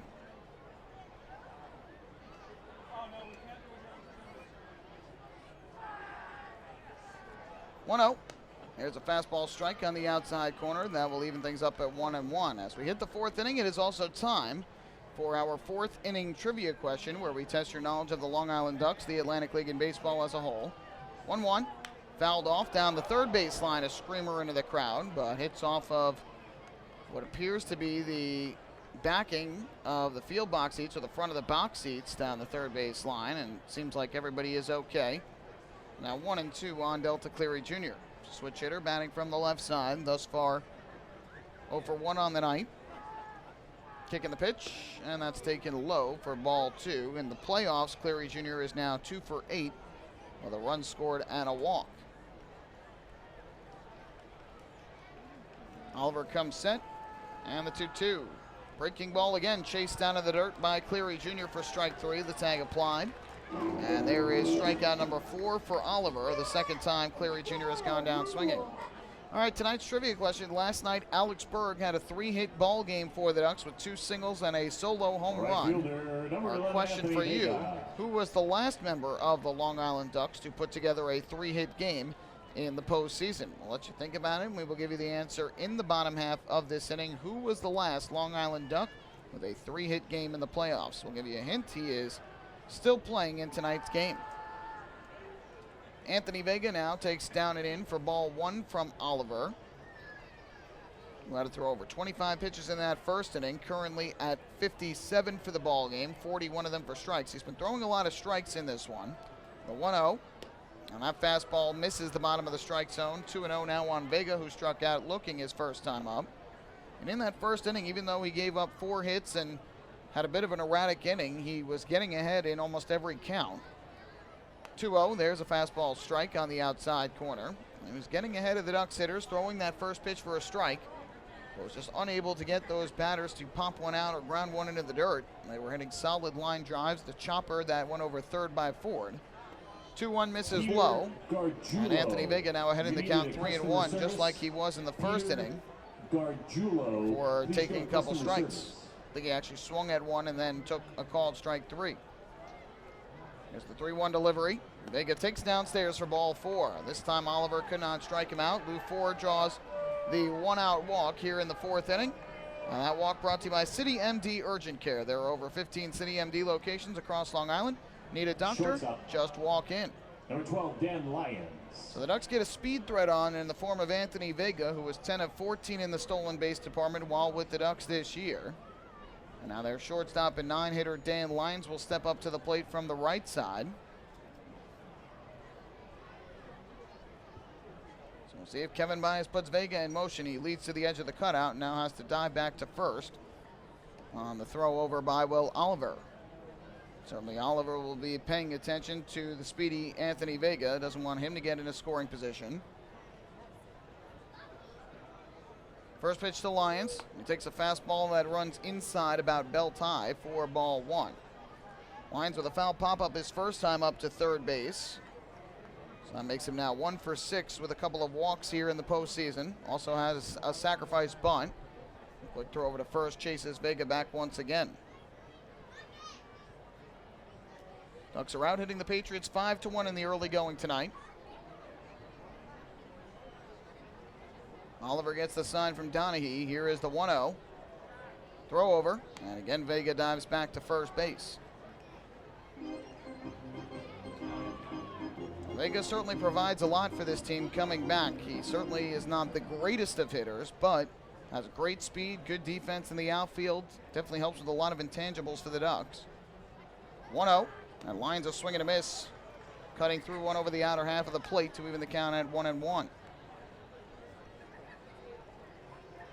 Even though he typically does not hit for an over 300 average, Vega does find a way to get on base. Good job drawing the walk here with 1 out in the 4th. Oliver's 1-1. Lyons takes a fastball well up in the zone. Nothing doing over there at first base, and the count goes to 2 balls and a strike. Lyons last night had a hit, a sac bunt, and a walk for the Ducks in 4 trips up to the plate.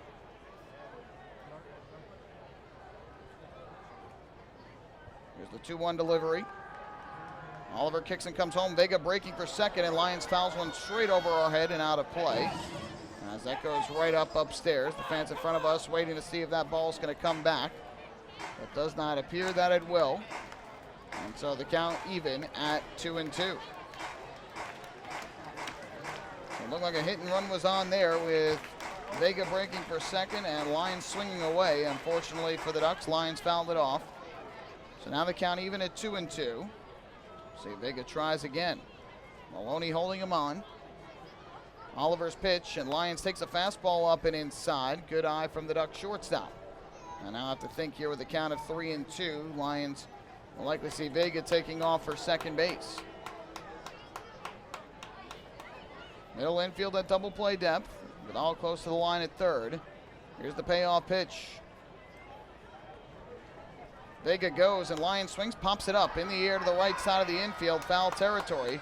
Maloney in the first base coach's box will make the catch. So Oliver wins the battle with Lyons, getting him to pop out foul to first. Vega has to scramble back to first base.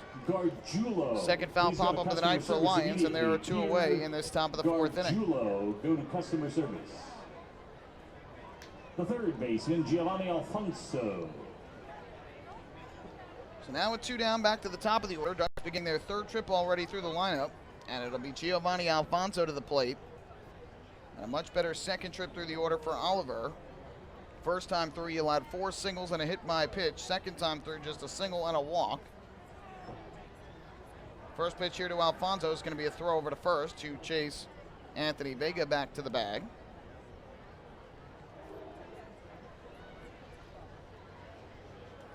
And Giovanni Alfonso had hit safely, another throw over, had hit safely in each of his final 9 games of the regular season. He had multiple hits in 6 of the 7 games on the final road trip of the year during the last week of the season. Sold 0 for 4 in the opening game of the playoffs, but had a hit and a run scored last night. First pitch here, out in front of it, swings through for strike 1.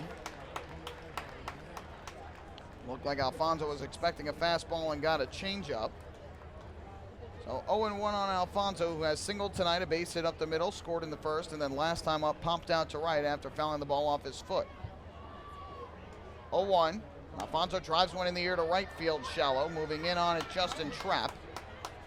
Close to the line, he'll make the catch for the final out of the inning.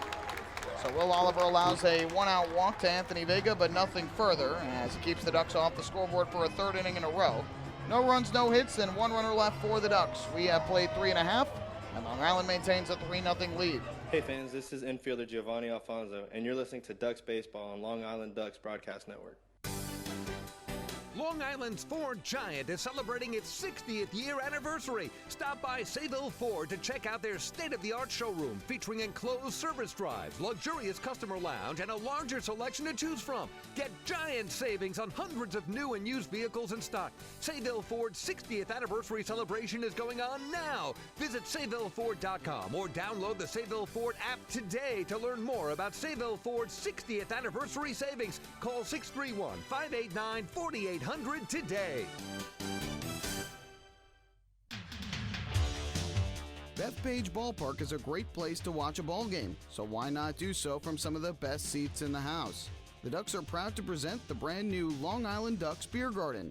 Open for all fans on nights when the Smokin' Owl's party deck has not been reserved, the Beer Garden will feature a variety of frosty draft and bottled brews, as well as several food choices.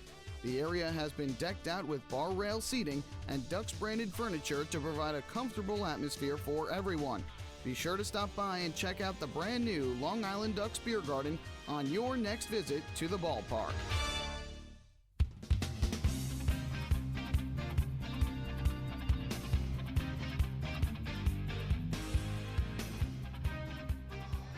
Back here at TD Bank Ballpark, we move to the bottom half of inning number 4. The Ducks 3, the Patriots nothing, and it is time for the answer to tonight's 4th inning trivia question, where we tested your knowledge of the Long Island Ducks, the Atlantic League, and baseball as a whole.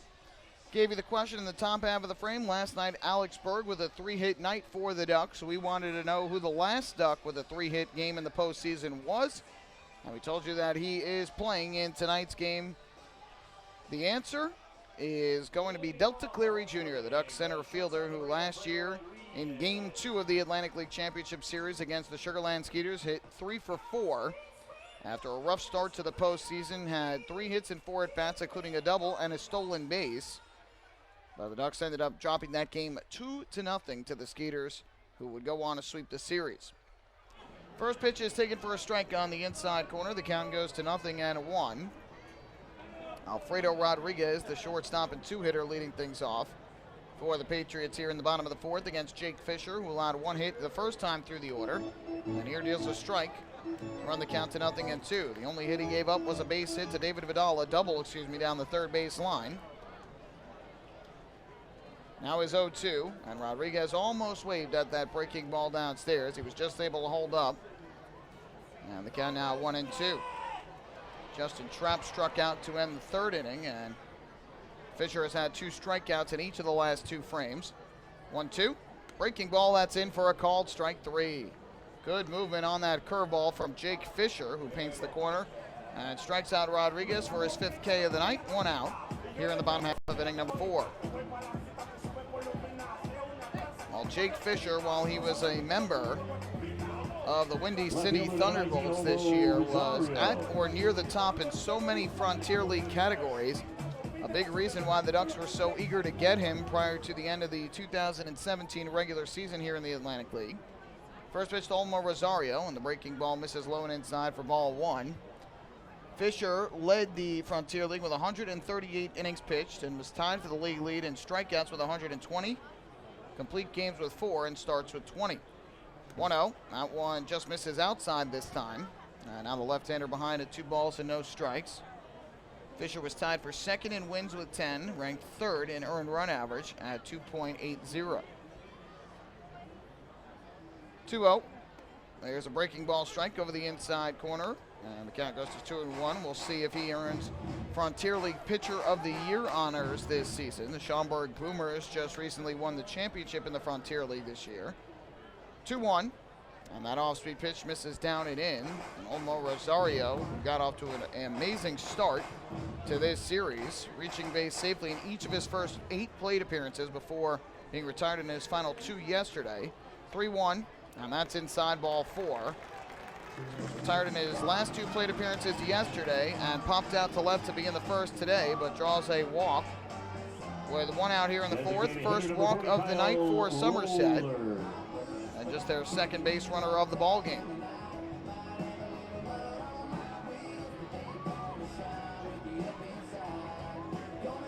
So Olmo Rosario works his way aboard, and now the lefty swinging DH Kyle Roller will come to the plate. Fisher will have to work out of the stretch. And his first pitch. Roller swings a ground ball to first. Kraus will field. He goes to short for 1. Back to first. Got him. Double play. 3-6-3 double play turned by the Ducks. Kraus to Lyons and back to Kraus. And Jake Fisher works a double play to get out of this 4th inning. So for the Patriots, no runs, no hits. A walk, and because of the double play, the bases are left empty. We head to the 5th inning. The Ducks in front, still 3-0 over the Patriots. Hey fans, this is infielder Mark Kraus, and you're listening to Ducks Baseball on the Long Island Ducks Broadcast Network.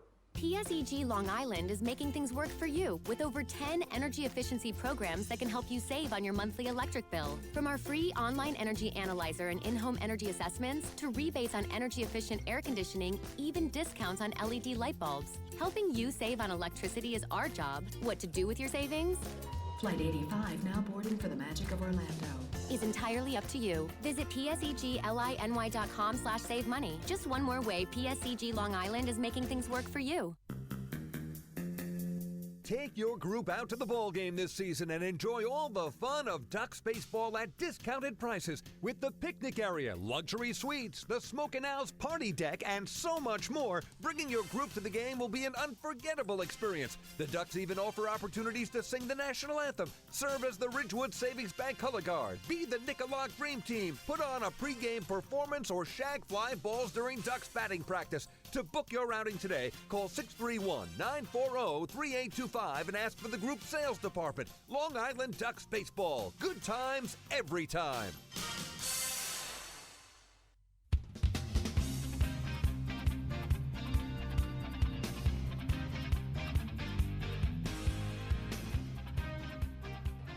Well, it's a warm night here in Bridgewater, New Jersey, so make sure you chill out with a cold cup of Hampton Coffee Company Gourmet Iced Coffee. It's available at the concession stands at Bethpage Ballpark.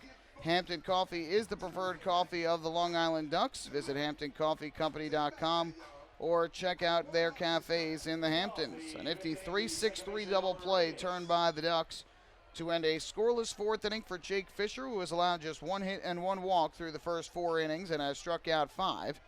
First pitch to Elmer Reyes, taken for a strike. And the count 0-1. So Elmer Reyes back to the plate for the third time tonight. He is 1 for 2, and he will begin the inning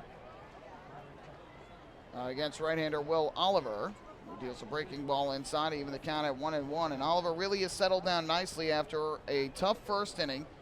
Over the last 3 innings, has given up just a single and a walk to the Ducks. 1-1. Fastball here runs outside ever so slightly. And now 2-1 on Reyes, who singled to left field in the first inning and scored, and popped out foul to third baseman David Vidal in the second. 2-1. High pop-up foul, first base side. This will drift back into the seats, out of play.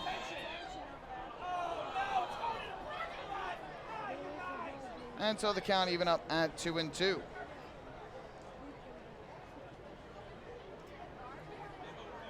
Oliver stares in at the plate as Reyes waves his bat. The 2-2 pitch. Swinging a line drive into right field. That ball is going to get down for a base hit.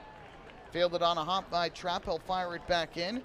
Elmer Reyes with the single. And he's now got hits in all 3 playoff games. Multiple hits in 2 of them. And he is aboard to begin this 5th inning. First time since the opening inning the Ducks have had the leadoff man on. Lou Ford. So for Long Island, their 6th hit of the night. 1 on with nobody out. And here is the 3-hitter and left fielder Lou Ford coming to the plate from the right side.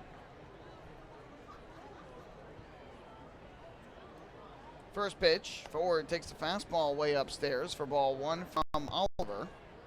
Ford 1 for 2 on the night, an RBI single and a run scored in the first inning, and then bounced to second his last time up in the third. Kind of a one-hop liner to right. Grabbed by Tyler Bortnick. 1-0. Swing and a miss. The bat goes hurtling towards the third base stands into the front row, I believe. It caught an empty seat and then went a bit further. Hopefully everybody is all right. And Ford will get his bat back and will grab the pine tar and get it thrown to him from Mark Krause in the on-deck circle. It appears as though everybody is okay in the front row behind the Ducks dugout.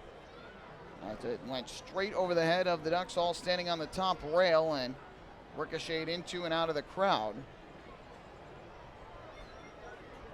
So Ford will head back to the plate with a count of 1-1. Always scary to see when that happens, and it's not anything that a hitter can do to really prevent it, aside from putting more pine tar on the mat and try and get your grip a little bit better. But a tough situation, and that is why all the fans sitting behind the dugout have to keep a heads up for something like that. Here comes a 1-1 from Oliver. Ford takes a fastball upstairs, and that'll run the count to 2-1. Of course, there was a lot of talk this week about that potential of installing netting that extends past where you usually see it and over the dugouts on both sides. 2-1. Ground ball hit to short. Diving stop on the backhand by Rodriguez. Goes to second for 1 on a first. Double play. Nicely turned by the Somerset Patriots. And it starts with a terrific diving stop by the shortstop, Alfredo Rodriguez. So after the Ducks turn a double play to end the 4th, Somerset turns one here in the top of the 5th. It all started with a great stop by Rodriguez, diving to his right. Not a full extension dive, but still had to go down to the dirt and grab it on the backhand. And a good turn at second base by Bortnick helped out as well. So just like that, 2 away and the base is empty, and that'll bring up the cleanup hitter and first baseman Mark Krause. Going back to what we were saying, all the talk revolving around the ball that hit a young fan at Yankee Stadium beyond the third base stands. Krause takes low for ball 1. That was off the bat of Todd Frazier, who was visibly shaken up after it happened. And he has said that he feels that netting should be installed. The 1-0 is downstairs for ball 2. Hasn't been at Yankee Stadium. They do have it, though, at Citi Field. Chris King, who joined me in the broadcast booth the last couple nights, says he went to a game earlier this year at Citi Field and said that really, unless you're on an angle, you can't really notice that netting sitting directly behind it. 2-0 from Oliver. Krause takes all the way. The fastball hits the inside corner for strike 1. I think that's the contention of those fans who sit down there, is that they usually pay big money for those seats. They don't want to have an obstructed view with a net in front of them. But if it means your safety, it might be worth it. 2-1. Line drive down the left field line, base hit for Mark Krause. Cutting over quickly is Rosario. Krause turns first, and he will have to slam on the brakes, going about a third of a way to second base before having to turn back around. Either way, Mark Krause has his second hit of the night. He is 2 for 3 in the ball game. And now has 3 hits and 11 at-bats here in the postseason. That's the spinning wheel game in the Family Fun Zone, located behind. Good speed in the outfield by the Patriots with Rosario in left, Richardson in center, and Trapp in right. It makes it very difficult, unless you hit the ball to the wall or right down the line, to get 2 bases against them, or if it goes deeper, to get 3, as they have tremendous speed in there. Rosario got over quickly to prevent Krause from going to second. 2 outs here is Angelo Sanko. He lines one. Diving catch made by Alfredo Rodriguez. Boy, Alfredo Rodriguez, a thorn in the Ducks' side in this inning. He robs both Lou Ford and Angelo Sanko of base hits, and a diving grab made by Rodriguez is the final out of this 5th inning. So for the Ducks, they get 2 hits in the inning, but no runs, and they leave a runner on base thanks to the terrific defense by Alfredo Rodriguez. We will head to the bottom of the 5th, halfway through. The Ducks 3, the Patriots nothing. Hey fans, this is pitcher Tyler Wilson, and you're listening to Ducks Baseball on the Long Island Ducks Broadcast Network. Hey Ducks fans, the official hotel of the Long Island Ducks is the Radisson Hotel, Hauppauge, Long Island. It's centrally located on the north shore of Long Island and offers a home away from home for both business and leisure guests. The Radisson Hotel, Hauppauge, Long Island features an indoor pool, 24-hour business center, a fitness center, and complimentary Wi-Fi in all guest rooms. Enjoy the contemporary American cuisine at the Fountain Grill restaurant, or grab a quick bite to eat at Cafe Pronto. And best of all, it's only minutes away from Bethpage Ballpark. The Radisson Hotel, Hauppauge, Long Island, the official hotel of the Long Island Ducks. Call 631-231-1100 today. That's 631-231-1100. Hey Ducks fans, stay up to date with Long Island's hometown team by visiting Quack of the Bat, the official blog of the Long Island Ducks. Quack of the Bat will bring Ducks fans beyond the headlines with in-depth feature articles, breaking news stories, game previews, post-game wrap-ups, and so much more. Interact with the team during the entire season through quotes directly from the players and coaches, as well as exclusive video clips and photos. Check out the blog today at quackofthebat.wordpress.com. Quack of the Bat, the official blog of the Long Island Ducks.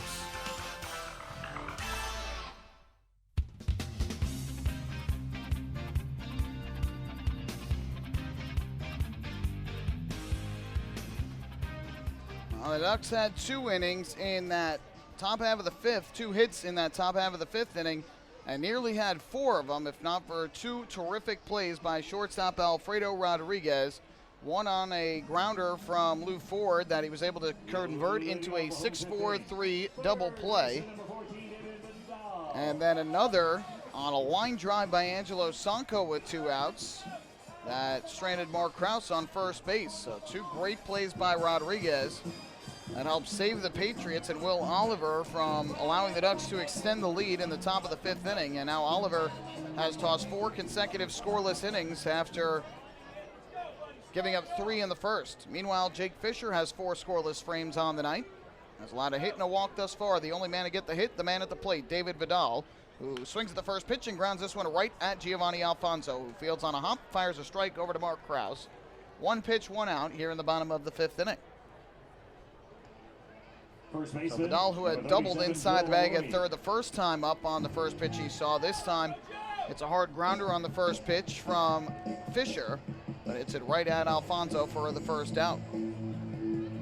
Fisher to this point has been incredibly efficient, just 38 pitches thrown, 28 for strikes, and we are in the bottom half of the 5th inning.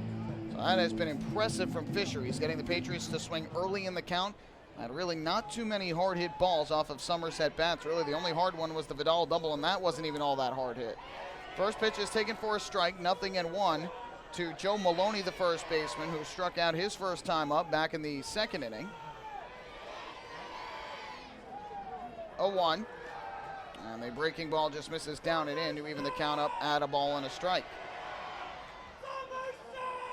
While the Southern Maryland Blue Crabs will now face 3 consecutive elimination games maximum, as Maloney fouls this one off and the count goes to 1-2. They lost the first 2 games in York, so now they come back home to Regency Furniture Stadium needing to win all 3 games to advance to the Atlantic League Championship Series. And they're off to a good start at that. They're in the bottom of the 5th inning down in Waldorf, Maryland, and Southern Maryland leads it 7-0. Frank Gailey got the start tonight and allowed 7 runs in 4 1/3 innings, and has already been lifted in favor of Haughton Buchanan. Meanwhile, for the Blue Crabs tonight, Brian Grenning on the mound has thrown 5 scoreless innings, allowing just a hit and 3 walks. 1-2. Maloney takes down and in to even the count at 2 balls and 2 strikes. 2 hits, 2 RBIs, and 2 runs from Michael Snyder. 2 hits, 3 RBIs, and 2 runs from Corey Vaughn. And 2 of the big bats for the Blue Crabs doing everything in their power to keep their season alive.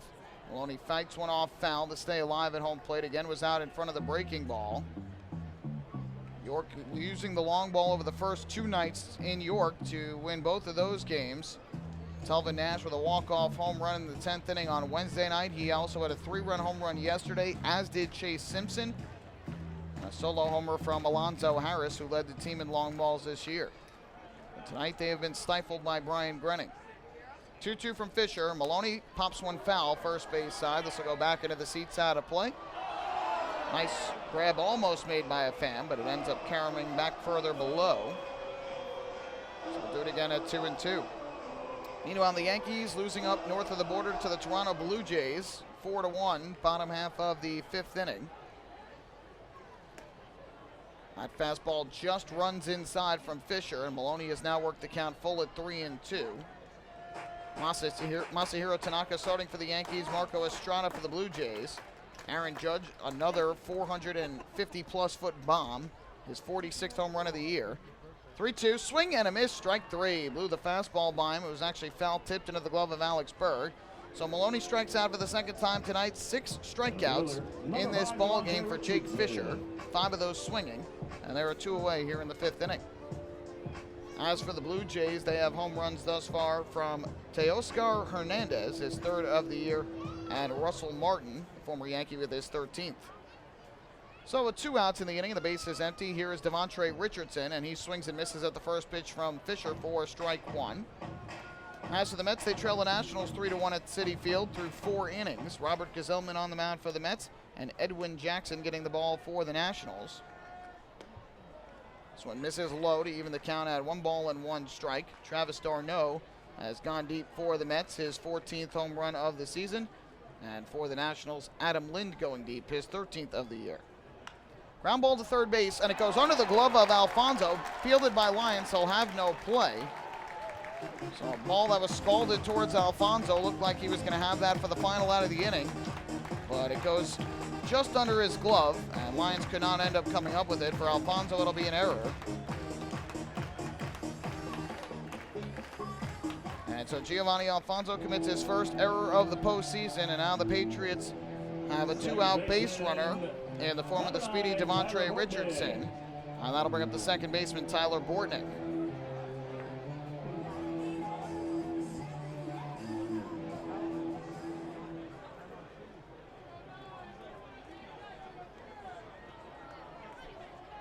So here's Bortnick from the right side. First pitch from Fisher, and Bortnick lines this one into left center field. That ball's going to get down for a base hit.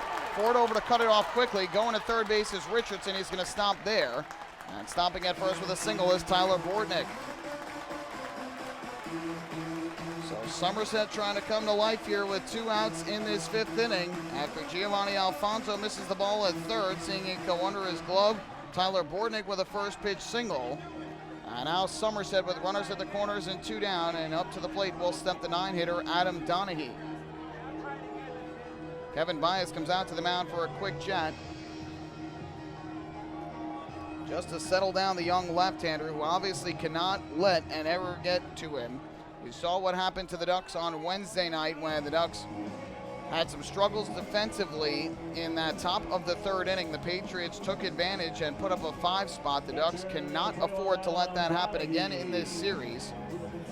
And the Patriots, a team that likes to pounce on mistakes. It wasn't the easiest of plays for Alfonso, but it looked like he just picked up the glove a bit too quickly. And the ball kind of snuck under there. So Richardson is now the runner at third base. Tyler Bortnick is the runner at first.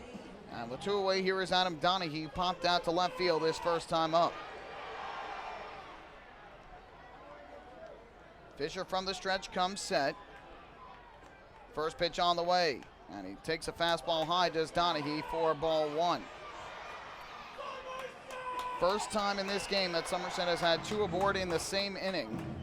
And the base hit by Bortnick, just the second hit of the night for the Patriots. The 1-0 from Fisher.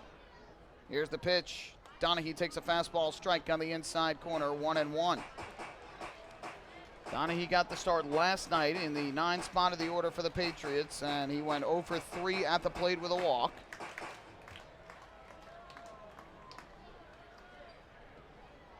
From the stretch, the 1-1. Fastball that missed inside. Didn't miss by much. It was close. And now the count 2-1 on Donahue.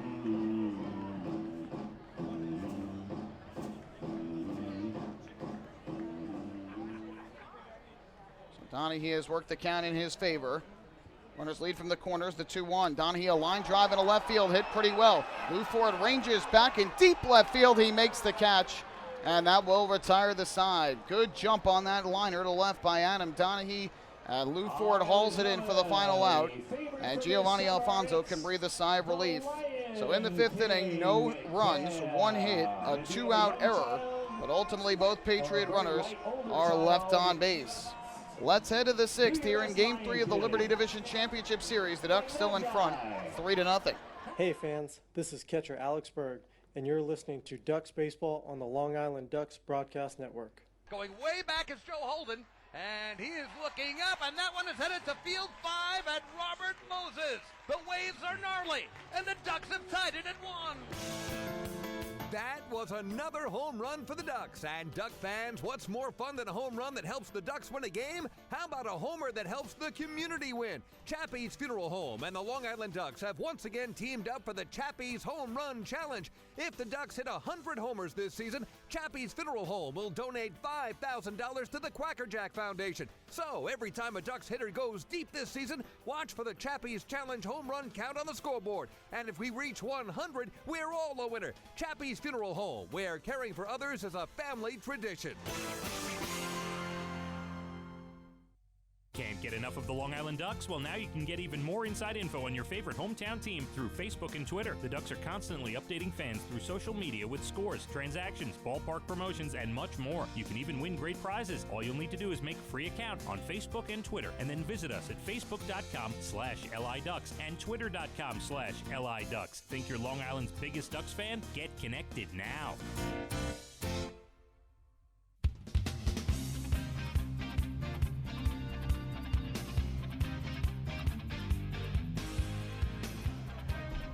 Somerset threatens for the first time in this game after a 2-out error followed by a 2-out base hit. But an excellent job by Jake Fisher getting Adam Donahue to pop out to left field for the final out of the inning. And so the Ducks maintain their 3-run advantage as we go to the 6th inning. Back to the mound is Will Oliver, and he will start things off against Alex Berg. It'll be Berg, Cleary Jr., and Vega, the 6, 7, and 8 hitters for Long Island. Fisher with a total of 54 pitches through 5 innings. Talk about efficiency from the southpaw. First pitch from Oliver, and Alex Berg takes a breaking ball at the knees for strike 1. Alex Berg, who had a 3-hit night last night, is 0 for 1 with a hit by pitch thus far in the ball game tonight. From the windup, and the 0-1. Berg a swing and a miss. Might have foul tipped it into the glove of Donahue, but either way, he's behind in the count at 0-2. Berg was hit by a pitch in the first inning, made it to second but was stranded there, and then hit a weird ground ball that turned into a 3-4-3 inning-ending putout. 0-2. He grounds this one to first, sneaks it fair inside the right field line.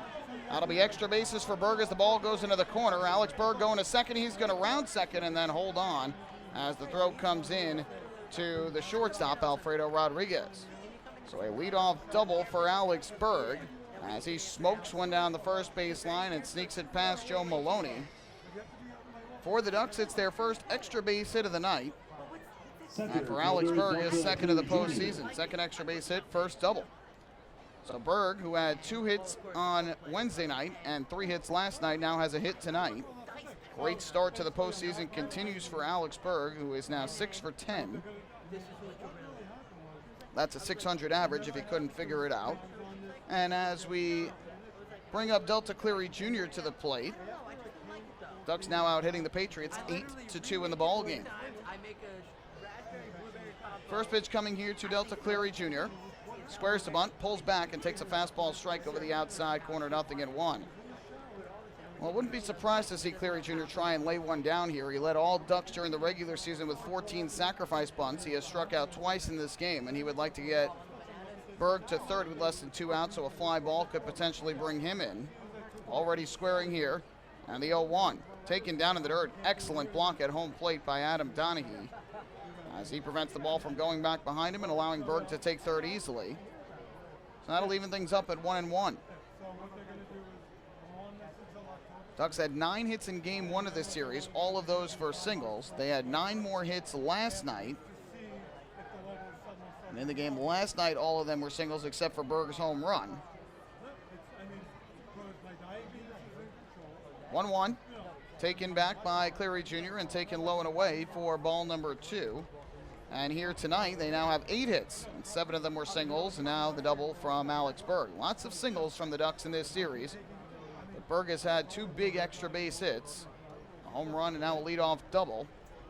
Corner infielder still in tight. Here comes the 2-1 from Oliver. Kicks and fires, Cleary Jr. squares, pulls back and takes another one out of the zone. A fastball high and away. So now it is 3-1 on Delta Cleary Jr., a good hitter's count.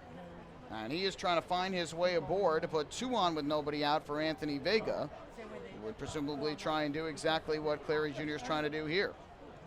Here comes the 3-1 pitch. Oliver fires, Cleary Jr. squares and bunts it back to the first base side. Maloney will field, throws over to first to the second baseman Bortnick covering, and it's in time for the out. So Cleary Jr. gets the sacrifice bunt down. The put out on the play goes 3-4, and over to third base goes Alex Berg. So sacrifice successful for Delta Cleary Jr. It's his first sacrifice bunt of the postseason. Long Island's second. Dan Lyons had the other. And now a fly ball here from Anthony Vega can make this a 4-0 game. It's got to be deep enough, though. Berg does not have the greatest of speed. So here is Vega to the plate, who is 0-for-1 with a walk. Infield drawn in for the Patriots. And the first pitch from Oliver. Swinging a broken bat flare into right field. Moving in on it, Justin Trapp. He'll make the catch. Tagging from third is Alex Berg just to draw the throw. A perfect one-hopper right to home plate. So Anthony Vega cannot get the job done as he breaks his bat, pops out to right. And not deep enough to get home Alex Berg. There's the second out. The Ducks played that one right in terms of laying down the bunt and getting the runner over. But Vega was ready to swing first pitch. He got it to the outfield, just not deep enough. Again, Berg not as lightning quick as some others on this Ducks team. And so you had to get it deep enough to get him home, and that was not the case off the bat of Vega, who is now 0-for-2. So with 2 down, that is going to leave it up to the shortstop and 9-hitter Dan Lyons as Oliver tries to complete a 5th consecutive scoreless inning following the 3-run first. Oliver comes set at the belt. First pitch. Lyons swings a ground ball to the left side in the hole. Backhanded, no. Rodriguez couldn't make the play. It sneaks through into left field. Alex Berg will score. It's a 2-out RBI single through the left side for Dan Lyons, and the Ducks now lead it 4-0 in the 6th. A good job by Lyons to pick up his teammate Anthony Vega as he comes up with a 2-out RBI single for Lyons, his first RBI of the postseason. Now the Ducks now lead it by 4. Alfonso. So 2 more hits in this inning for the Ducks, now 9 for the game. Lyons' RBI has given the Ducks a 4-run advantage. Back to the top of the order we go for Giovanni Alfonso. And the first pitch. Drive in the air to left center, and it's hit pretty well. Back goes the center fielder Richardson. He looks up at the wall, and it's off the wall. Lyons around third base. He will score. Ball caroms back towards the infield, and in at second base with a 2-out RBI double is Giovanni Alfonso. It is 5-0 Long Island. Well, I'll tell you what, in almost every other ballpark, that is a 2-run home run, except for maybe Lancaster. That ball was crushed to deep left center field, but unfortunately for Alfonso, to the deepest part of the park, and it hit off of the wall and carried back towards the infield. So Alfonso with another multi-hit game. He picks up a double, his first of the postseason, and also picks up his first run batted into the playoffs. Lyons scores all the way from first on the play. And now out of the dugout for the Patriots to have a conversation with his right-hander is pitching coach Corey Dummel. Somerset going to get some action going in their bullpen. A right-hander has gotten the ball and starting to get loose. So good on the Ducks here with 2 outs in the 6th inning. They failed to let another opportunity escape them. Ducks had 2 hits in the 5th inning and could not play to run thanks to some great defense from Rodriguez. But here in the 6th, Rodriguez could not come up with a grounder to the left side from Dan Lyons after Vega popped out to shallow right with Alex Berg at third. Lyons came through with the RBI single. Giovanni Alfonso with the RBI double to left center. Now all of a sudden it's a 5-0 game in favor of Long Island, and Elmer Reyes is the batter with Alfonso at second and 2 down.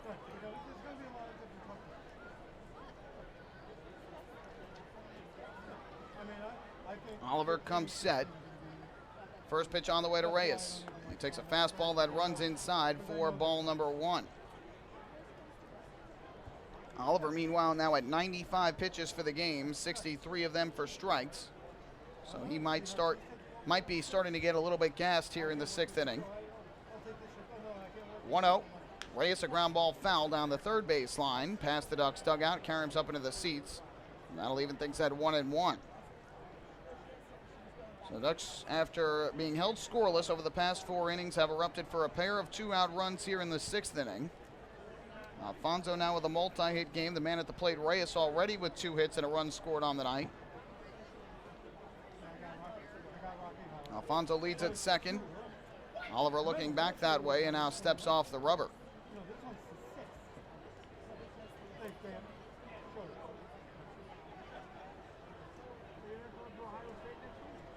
Somerset, it looks like A.J. Octor is the right-hander beginning to warm in the bullpen. 1-1. Reyes takes upstairs from Oliver and works into count in his favor now at 2 balls and a strike. The Ducks now out hitting the Patriots 10-2 in this ball game. And 2 big runs coming home here with 2 outs in the 6th to give Jake Fisher even more support.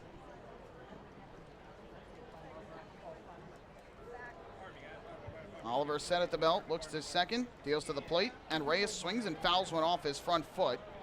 Went right to third baseman David Vidal, but the ball fouled off. And now it is Reyes who is hobbling around at home plate, much like Alfonso did earlier in the night.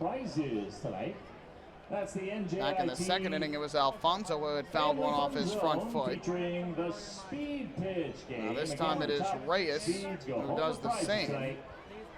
No visit from Dottie Pitchford, but you can tell Reyes limping a little bit around home plate. After that foul ball, like Alfonso, he too wears a shin guard. Like you see a lot of hitters do on that front foot on the inner part, so that way a foul ball, that area is protected, but that one must have either gone right off the outside of his foot, and I think that's probably where it did go, considering it ricocheted right to Vidal at third base. So the count is 2 balls and 2 strikes with 2 outs and a runner at second. Bottom of the 6th inning, the Ducks leading by 5. And now stepping off is Oliver as he wants to go through the signs again with Adam Donahue.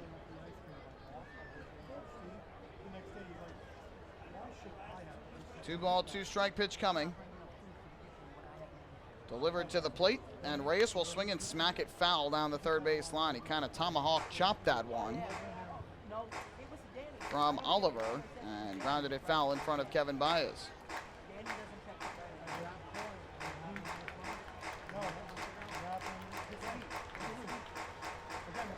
Oliver trying to escape further trouble as he is about to hit the 100 pitch mark on the night. Comes set. Alfonso leads. Here's the 2-2 again, and Reyes swings and grounds this one to third, backhanded by Vidal. He's going to throw across the diamond in time for the out, and that will retire the side. So Vidal avoids further trouble, but the damage done with 2 outs in the inning. Long Island gets 2 runs on 3 hits in the inning. No errors, and they leave a man on base. After 5.5 innings of play, it is now the Ducks leading the Patriots 5-0. Hey fans, this is pitcher Dennis O'Grady, and you're listening to Ducks Baseball on the Long Island Ducks Broadcast Network. Oh, I love it. The color of my new Nicolat patio is so vibrant. It's unlike anything I've ever seen. You're welcome. I'm just going to go finish that Nicolak walkway now. Make your pavers vivid Nicolak pavers. The best looking, most vibrant pavers with the most 3-color blends in the industry. Featuring Nicolak's exclusive paver shield and color blending technology. With color throughout and guaranteed not to fade. Live life in color with Nicolak. Visit Nicolak.com.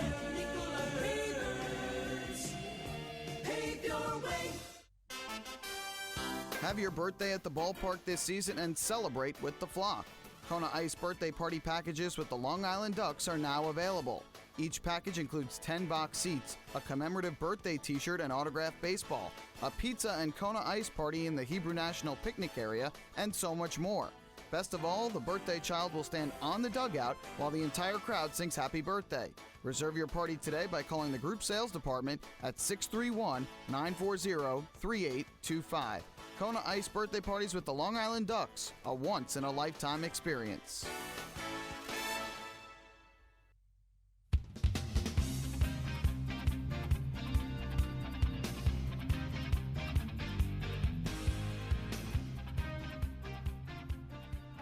A couple of big two-out hits for the Ducks, extending their lead. Dan Lyons with an RBI single, Giovanni Alfonso with an RBI double, and the Ducks now in front 5-0 over the Somerset Patriots here in Game 3 of the Liberty Division Championship Series. To the bottom half of the 6th inning we go, and back to the mound is Jake Fisher, who over 5 scoreless innings tonight has given up just 2 hits and a walk while striking out 6. He has done very well thus far in his first postseason start for Long Island. And as we go to the 6th, it'll be the top of the order for the Patriots. Justin Trapp, Alfredo Rodriguez, and Olmo Rosario. First pitch on the way from Fisher, and he misses down and in for ball 1.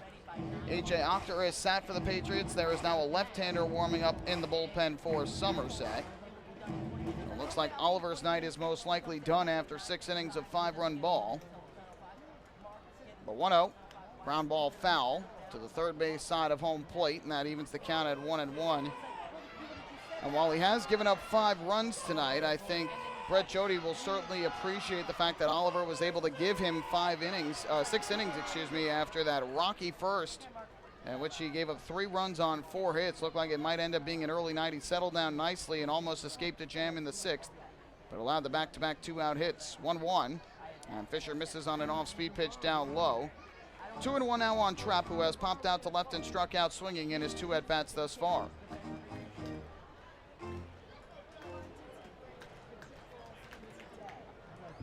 Fisher gets the sign, kicks and fires to the plate. Trapp will swing and hit a ground ball to short. 2 hops for Dan Lyons. Fields and throws to first in time for the out. So Trapp retired on the grounder to short. And there is out number 1 here in the 6th inning. Shortstop Alfredo Rodriguez. Again, Fisher went 6 innings in his first start with the Ducks on September the 8th, and then his last time out on September the 14th, 7 innings of 1-run ball. And this is his first start in a week and a day. Again, he pitched last Thursday. Final game in Lancaster before the Ducks went to Texas for 3 to close out the season. Here's Alfredo Rodriguez from the right side, 0 for 2 at the plate. First pitch to him is a fastball above the letters. And the count goes to 1-0. Rodriguez popped out to center field in the first inning and then struck out looking in the 4th. The only strikeout looking from Fisher tonight. 1-0. Line down the left field line. It's going to be a base hit for Rodriguez. Ford over towards the line to cut it off. Rodriguez around first, going for 2. Here comes the throw in a second. Reyes with the tag. He got him! Great throw by from Lou Ford to Elmer Reyes down the left field line. Reyes with a great tag on Rodriguez. And the shortstop got a bit too greedy and is thrown out for the 2nd out of the inning. While on one hand you appreciate the aggressiveness, but on another hand, you're down by 5 runs here in the bottom of the 6th inning. You've got to just get guys on base, and with the 2 hitters coming up behind you, and Rosario and Roller, and then Vidal after, a little bit too aggressive maybe for Rodriguez there. And Lou Ford, who has made a couple nice catches out in left field ranging backwards, makes a good strong throw from the left field corner all the way to second base, and Reyes with a good pick out of the dirt and applies the tag for the 2nd out. Now Olmo Rosario, who hits the first pitch in the air to center, Back goes Cleary Jr., now over to his left, and he makes the catch.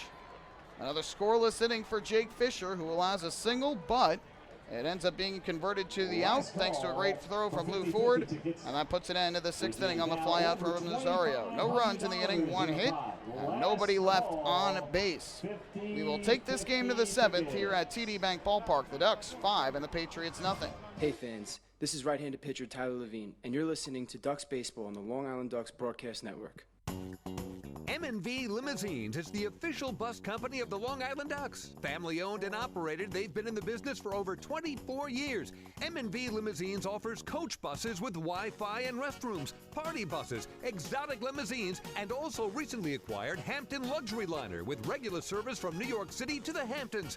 They also offer a variety of vineyard tour options. Whether you're looking for transportation for weddings, proms, corporate outings, or long-distance trips, they've got the right vehicle for you. Visit their showroom in Comac or check them out online at mvlimo.com. M&V Limousines and Hampton Luxury Liner, the official bus company of the Long Island Ducks.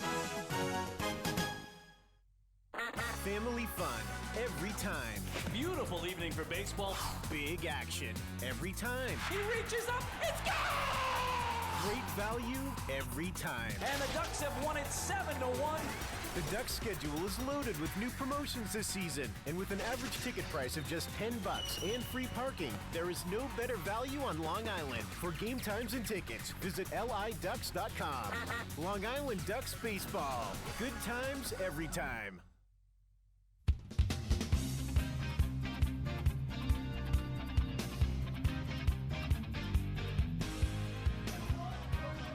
Michael Pollock here with you at TD Bank Ballpark in Bridgewater, New Jersey. The Ducks with a 5-0 lead over the Somerset Patriots. The night is done for right-hander Will Oliver.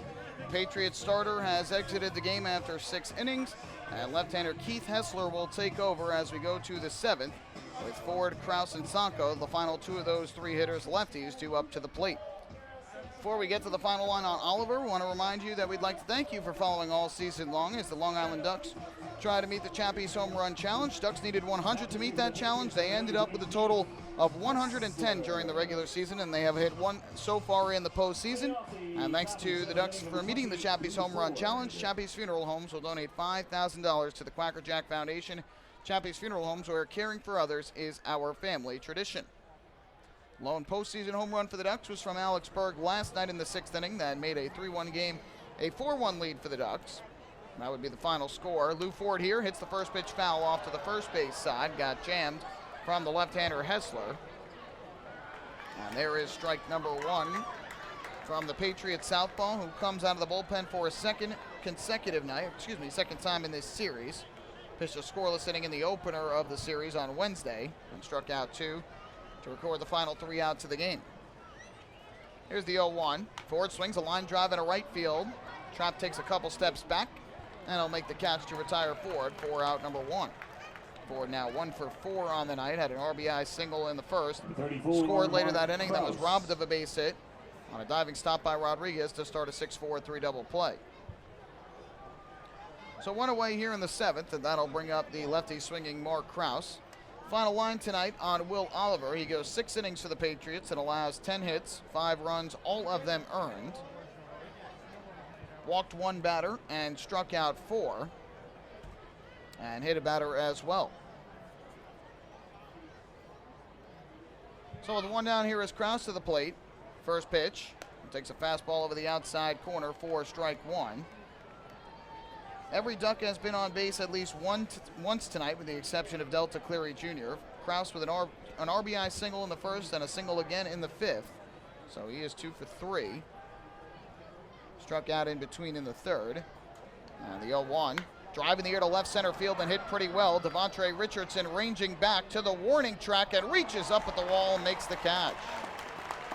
And once again, this big ballpark in the gaps hurts the Ducks.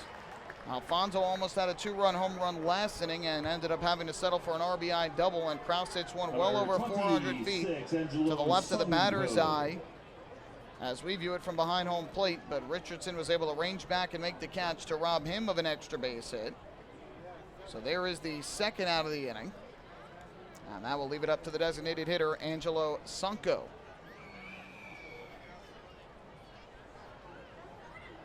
Hessler comes set, and his first pitch. Sonko a swing and a miss at a fastball downstairs for strike one.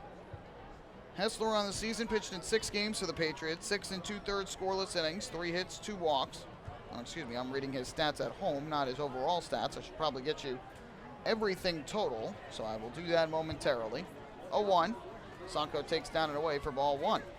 Overall this year, Keith Hessler, 0-1, a 4.05 ERA in 13 games total for the Patriots, 6 runs in 13 1/3 innings, all earned, 12 hits, 5 walks, and 13 strikeouts. But as we were just telling you, has pitched very well here at home with 6 2/3 scoreless innings. 1-1, Sonko fouls this one off, a little dribbler to the third base side of the plate. And the count 1-2 on Sonko, who tonight has an RBI fielder's choice, a base hit, and a liner to short that robbed him of another hit in the 5th inning. So he's had a pretty productive night at the plate. I'm trying to get aboard here with 2 outs in the 7th to prevent Hessler from the 1-2-3 inning.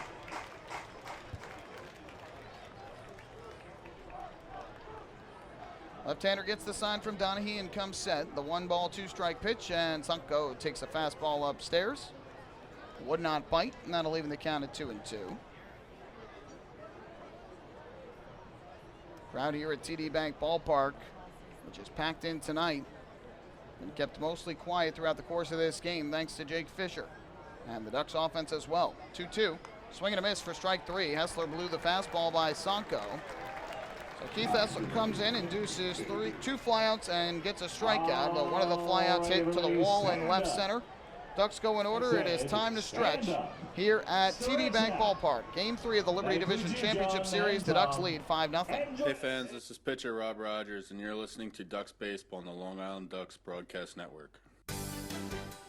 Long Island's Ford Giant is celebrating its 60th year anniversary. Stop by Sayville Ford to check out their state-of-the-art showroom featuring enclosed service drives, luxurious customer lounge, and a larger selection to choose from. Get giant savings on hundreds of new and used vehicles in stock. Sayville Ford's 60th anniversary celebration is going on now. Visit SayvilleFord.com or download the Sayville Ford app today to learn more about Sayville Ford's 60th anniversary savings. Call 631-589-4800 today.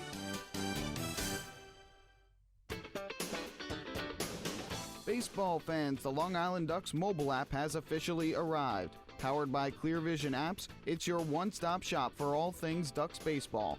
Buy tickets straight from your mobile device. Receive game status updates with push notifications. Check out up-to-the-minute news and scores and interact with the Ducks on social media. Best of all, it's free. Download the Ducks mobile app today by visiting the App Store on your Apple-powered device or Google Play on your Android-powered device. The Long Island Ducks mobile app, with you wherever you flock to.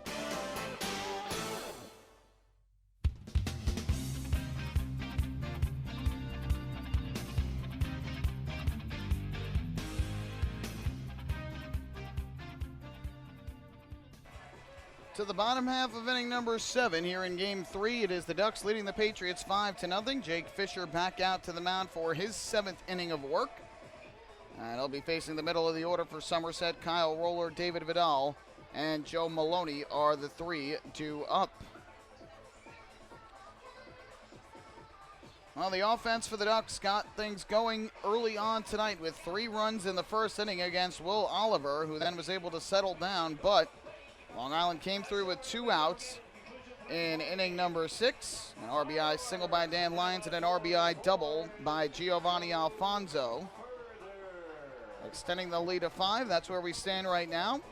And here is Kyle Roller to the plate to begin things here in the bottom half of inning number 7. Jake Fisher, a left-handed pitcher, but this year, combined between the Ducks and the Windy City Thunderbolts, has been better against lefties than he has been against righties. First pitch, the breaking ball taken low and away for ball 1. Lefties hitting .232 against him this year, righties .255. And that's not much of a split, but obviously expected with Fisher being a left-hander. 1-0. Roller grounds this one to first base right along the line. It stays fair. Mark Krause will pick it up. He'll take it to the bag himself. And Roller kept the bat with him the entire way. So Kyle Roller retired for the 3rd time tonight. He has struck out, grounded into a double play, and now grounded to first. And there is out number 1 in the 7th inning. Third baseman. So one away, and that'll bring up the third baseman and 5-hitter David Vidal to the plate. Vidal 1 for 2 on the night. I said both balls towards Giovanni Alfonso at third base, so I'm sure he'll be ready for a ball to come his way if Vidal does so again here in this at-bat. Wind in the offering from Fisher, and Vidal takes a breaking ball strike over the inside corner, 0-1. First at bat in the second inning, Vidal smoked a double inside the third base bag. But was stranded at second base when Maloney struck out and Richardson grounded to third. From the wind, here's the 0-1. Ground ball foul down the third base line past hitting coach Glenn Barker. The count quickly 0-2. Then in the fifth inning, first pitch swinging, a ground ball right to Alfonso, who made the play and threw out Vidal at first base. So Fisher jumps ahead of the dangerous Vidal, 0-2.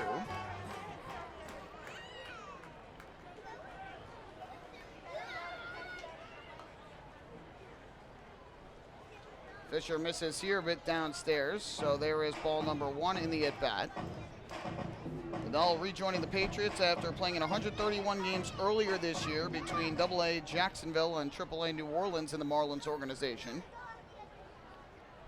Here's the 1-2 pitch, swinging a foul over the screen.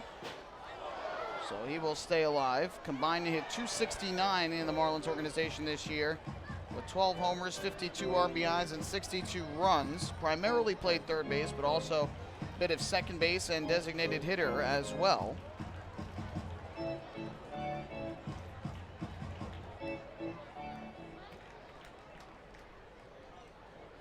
From the windup, here's the 1-2 pitch. Vidal, a line drive, just foul down the third base line. Another hard hit ball right along that line, but a little bit out in front of it, so he's in a battle here with Fisher.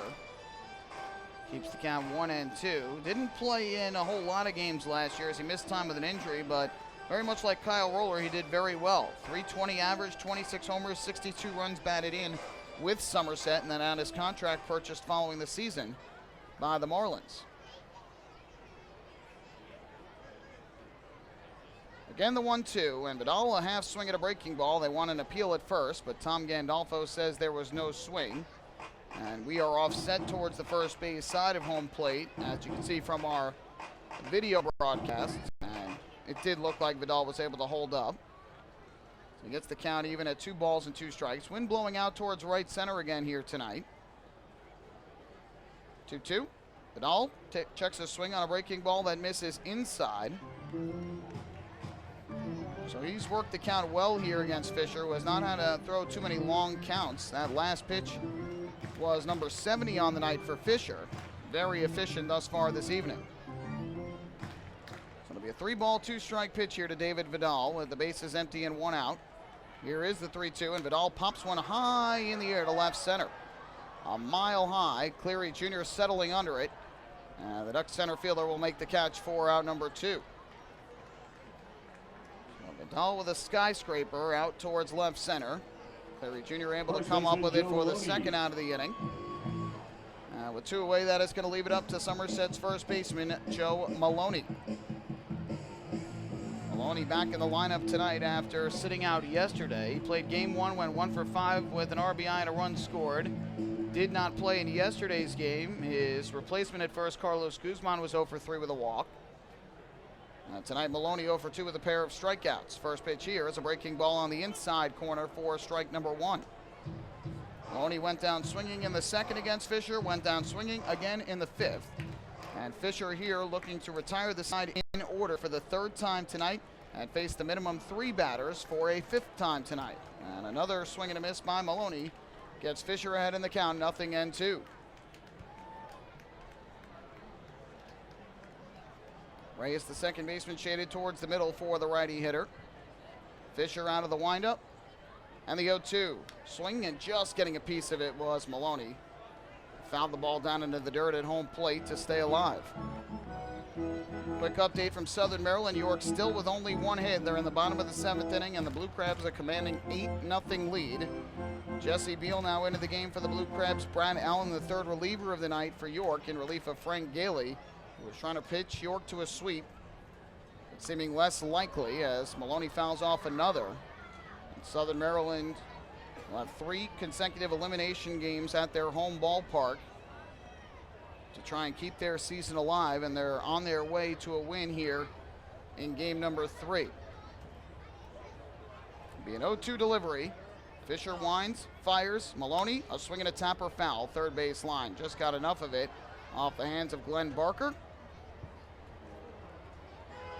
And now we'll find a fan to flip it to in this packed ballpark on this Friday night. So the Patriots battling a bit with Fisher here, trying to ratchet up his pitch count as much as possible, and most importantly for Somerset, try and get runners on base. They trail by 5. With 2 down and the bases empty here in the bottom of the 7th inning. The 0-2, swinging a foul ball again. Maloney just getting a little bit of it, fouling it back behind the plate. Looks like Somerset has action going in their bullpen. Couldn't tell who it was. I believe it was a righty, though. Will likely come in for the 8th inning after Keith Hessler tossed a scoreless top of the 7th.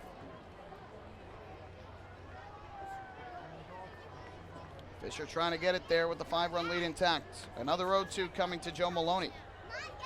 The Ducks southpaw kicks and delivers, and Maloney a swing and a miss for strike 3. Fouled it off into the glove of Alex Berg. 3rd time tonight Maloney has gone down swinging, and that is 7 strikeouts in the ball game for Jake Fisher. So the Patriots go in order. We will head to the 8th here in game 3. The Ducks still in front by a 5 spot. Hey fans, this is pitcher Patrick Kreider, and you're listening to Ducks Baseball on the Long Island Ducks Broadcast Network. PSEG Long Island is making things work for you with over 10 energy efficiency programs that can help you save on your monthly electric bill. From our free online energy analyzer and in-home energy assessments to rebates on energy-efficient air conditioning, even discounts on LED light bulbs. Helping you save on electricity is our job. What to do with your savings? Flight 85 now boarding for the magic of Orlando. Is entirely up to you. Visit psegly.com/save money. Just one more way PSEG Long Island is making things work for you. Take your group out to the ball game this season and enjoy all the fun of Ducks baseball at discounted prices with the picnic area, luxury suites, the Smokin' Owls party deck, and so much more. Bringing your group to the game will be an unforgettable experience. The Ducks even offer opportunities to sing the national anthem, serve as the Ridgewood Savings Bank color guard, be the Nickalock Dream Team, put on a pregame performance, or shag fly balls during Ducks batting practice. To book your outing today, call 631-940-3825 and ask for the group sales department. Long Island Ducks Baseball. Good times every time.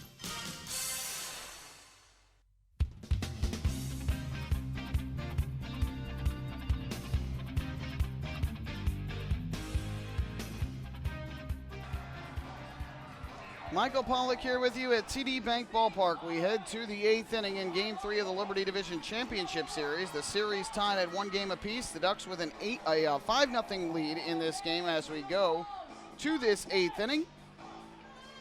And for the Patriots, they have called upon right-hander Kyler Newby, a veteran here for Somerset, who will come in and try and keep the game right where it is.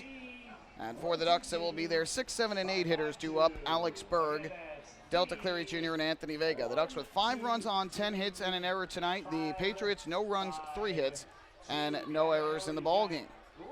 So that is where we stand after 7 on this Friday night. Game 4 of this series will be tomorrow night. Another 7:05 start between these two teams, and it'll be a Jake on the mound for the second night in a row for the Ducks. Jake Fisher will take the ball for Long Island. Excuse me, Jake Dunning will take the ball for Long Island. Jake Fisher on the hill tonight for the Ducks. And meanwhile, right-hander Patrick Johnson will go for the Somerset Patriots. First pitch here to Alex Berg, and he takes low and away from Newby for ball 1. Alex Berg with another extra base hit tonight after homering last night. Had a leadoff double in the 6th inning and eventually scored on Dan Lyons' RBI single. 1-0, and Berg takes a breaking ball just off the outside corner. Kyler Newby quickly behind 2-0. First action of the postseason for Newby after he pitched in a total of 38 games during the regular season. 2-0 delivery, and Berg takes inside. Did it hit him? I think it did. So that is the second time Alex Berg has been hit by a pitch in this game. He was hit back in the 1st inning with 1 out in the inning and ended up getting stranded at second, but Berg hit by a pitch here.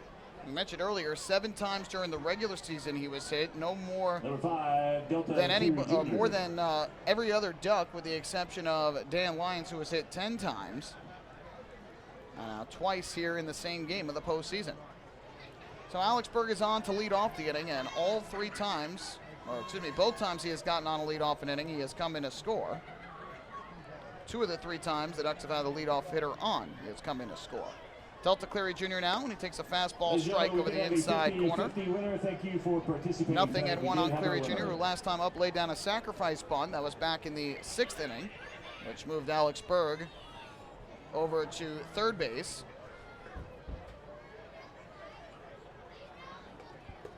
That fastball misses outside from Newby to even up the count at 1-1. For Newby this year, he had a 3-4 record, a 3.38 ERA, and 1 save in those 38 appearances for the Patriots. Berg being held on at first by Maloney. Newby comes set. And the 1-1 pitch, breaking ball, chopped into the ground, foul, first base side. That was down in the zone. Berg grounded it foul, so that moves the count to 1-2. 34 2/3 innings for Newby. He allowed 28 hits, 13 runs all earned, 17 walks. That was a little bit too many, 1 per 2 innings, and struck out 35. Here comes the 1-2. Right-hander delivers, and Cleary Jr. a hot shot to third, fielded by Vidal. He'll go to second for 1 and on to first for the double play. Cleary Jr. hit the ball hard, but he hit it right at David Vidal, and that was easy for the third baseman to field and turn into the double play. So that is the second the Ducks have hit into tonight. And just like that, 2 down in this top of the 8th inning. We're just giving a note by the Somerset Patriots tonight's attendance, 8,131. The crowd on this Friday night here at TD Bank Ballpark. That is an Atlantic League postseason record. So 8,131 more fans in the crowd tonight here in this ballpark than any other postseason game in the Atlantic League's 20-year history. First pitch to Anthony Vega. The fastball here misses the outside corner for ball number 1. And you can look around the ballpark, and there aren't too many empty seats from what you can see. There are fans out on the lawn seating area as well down the right field line. 1-0. High drive in the air to right by Vega. That will send Trapp back to the warning track at the wall, and you can forget it. A solo home run over the right field wall for Anthony Vega. His first home run of the playoffs, and it extends the Ducks' lead to 6-0 here in the top half of the 8th inning.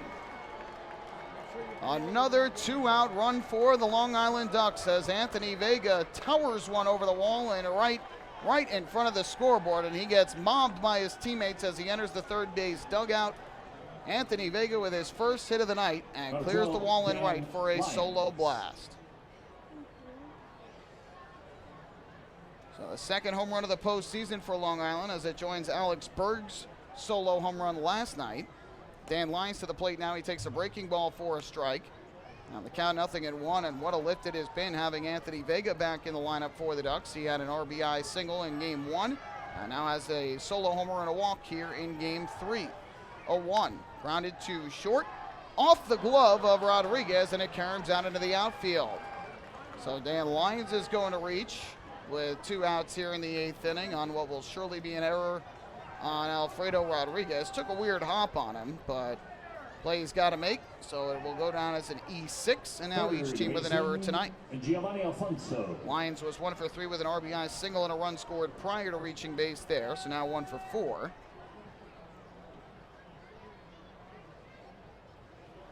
Lyons has been aboard in all 3 games of the postseason, and that will bring up Giovanni Alfonso. Kyler Newby comes set. First pitch, and Alfonso takes an off-speed pitch low and away for ball 1. So for Vega, the first home run he has hit in the postseason, his second run batted in. And for the Ducks, their 11th hit of the night. Here's Newby's 1-0. Alfonso takes a fastball that misses downstairs for ball 2.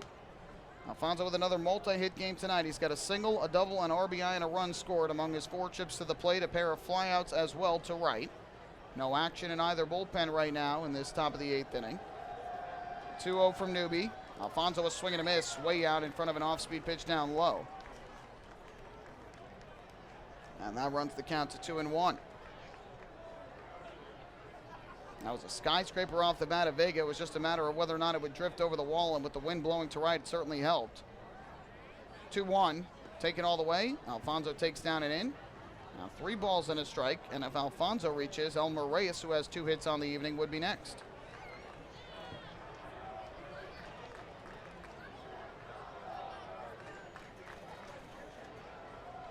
Newby comes set. Runner leads from first. The 3-1. Swinging a towering pop-up in the air. Shallow center. Rodriguez, the shortstop, going out. Gives way to the center fielder, Richardson, who will make the running catch. And that will end the inning. But the Ducks add to their lead. Another 2-out run for the Ducks as Anthony Vega towers one over the wall and right for a solo home run. 1 run, 1 hit, 1 error, and 1 runner left on base. After 7.5 innings of play tonight, the Ducks lead the Patriots 6-0. Hey fans, this is pitcher Zach Treese, and you're listening to Ducks Baseball on the Long Island Ducks Broadcast Network. Hey Ducks fans, the official hotel of the Long Island Ducks is the Radisson Hotel, Hauppauge, Long Island. It's centrally located on the north shore of Long Island and offers a home away from home for both business and leisure guests. The Radisson Hotel, Hauppauge, Long Island features an indoor pool, 24-hour business center, a fitness center, and complimentary Wi-Fi in all guest rooms. Enjoy the contemporary American cuisine at the Fountain Grill restaurant or grab a quick bite to eat at Cafe Pronto. And best of all, it's only minutes away from Bethpage Ballpark. The Radisson Hotel, Hauppauge, Long Island, the official hotel of the Long Island Ducks. Call 631-231-1100 today. That's 631-231-1100. Bethpage Ballpark is a great place to watch a ball game, so why not do so from some of the best seats in the house? The Ducks are proud to present the brand new Long Island Ducks Beer Garden. Open for all fans on nights when the Smokin' Owl's party deck has not been reserved, the Beer Garden will feature a variety of frosty draft and bottled brews, as well as several food choices. The area has been decked out with bar rail seating and Ducks branded furniture to provide a comfortable atmosphere for everyone. Be sure to stop by and check out the brand new Long Island Ducks Beer Garden on your next visit to the ballpark.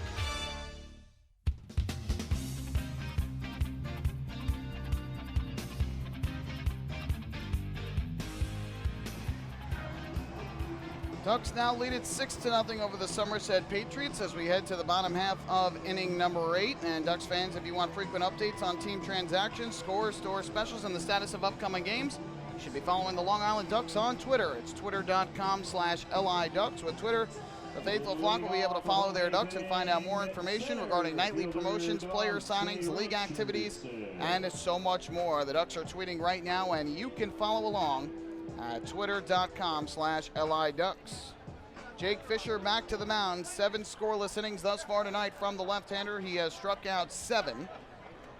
Well, first pitch to Devontre Richardson zips over the inside corner for strike 1. Fisher has allowed just 3 hits, 2 singles and a double, and has walked 1. Here's the 0-1 pitch. Richardson takes a breaking ball that just misses outside to even the count up at 1 ball and 1 strike. Richardson tonight 0 for 2. He has grounded to third and reached on an error by third baseman Giovanni Alfonso. The 1-1 breaking ball is down and in for ball 2. That was the last time he came to the plate in the 5th. He is the only Patriot runner to make it to third base in this game tonight. Got to third in that 5th inning, but was stranded there when Adam Donaghy flew out to deep left. There's a strike from Fisher, and that will even up the count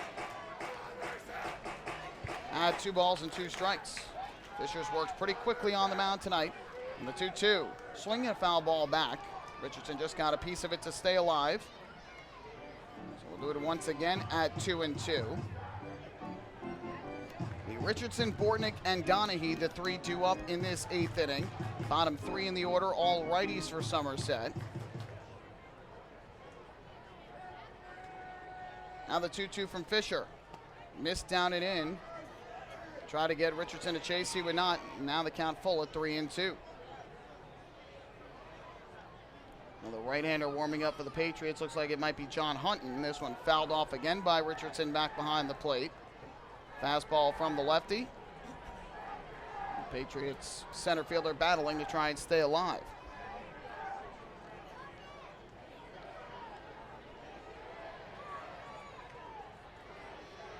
Again, the 3-2. And Richardson pumps one in the air foul, first base side. This will drift out of play. Spoils another pitch. Try and stay alive at the plate. The count remains full on the leadoff man.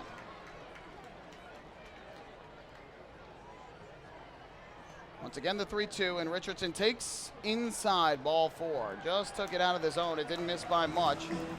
But a leadoff walk issued by Fisher here in the 8th. Just the second walk he has allowed tonight. So Richardson is aboard, and that'll bring up the second baseman, Tyler Bortnick. And further on the out-of-town scoreboard, it is the Blue Jays 8, the Yankees 1, top of the 8th north of the border. Home runs for the Blue Jays from Hernandez, Morton, and Goins. Hernandez is 3rd, Morton is 13th, Goins is 8th. Aaron Judge is 46th for the Yankees. Jonathan Holder now pitching for the Yankees, and for the Blue Jays it is Matt Dermody. First pitch here, Bortnick takes a breaking ball over the inside corner for strike 1.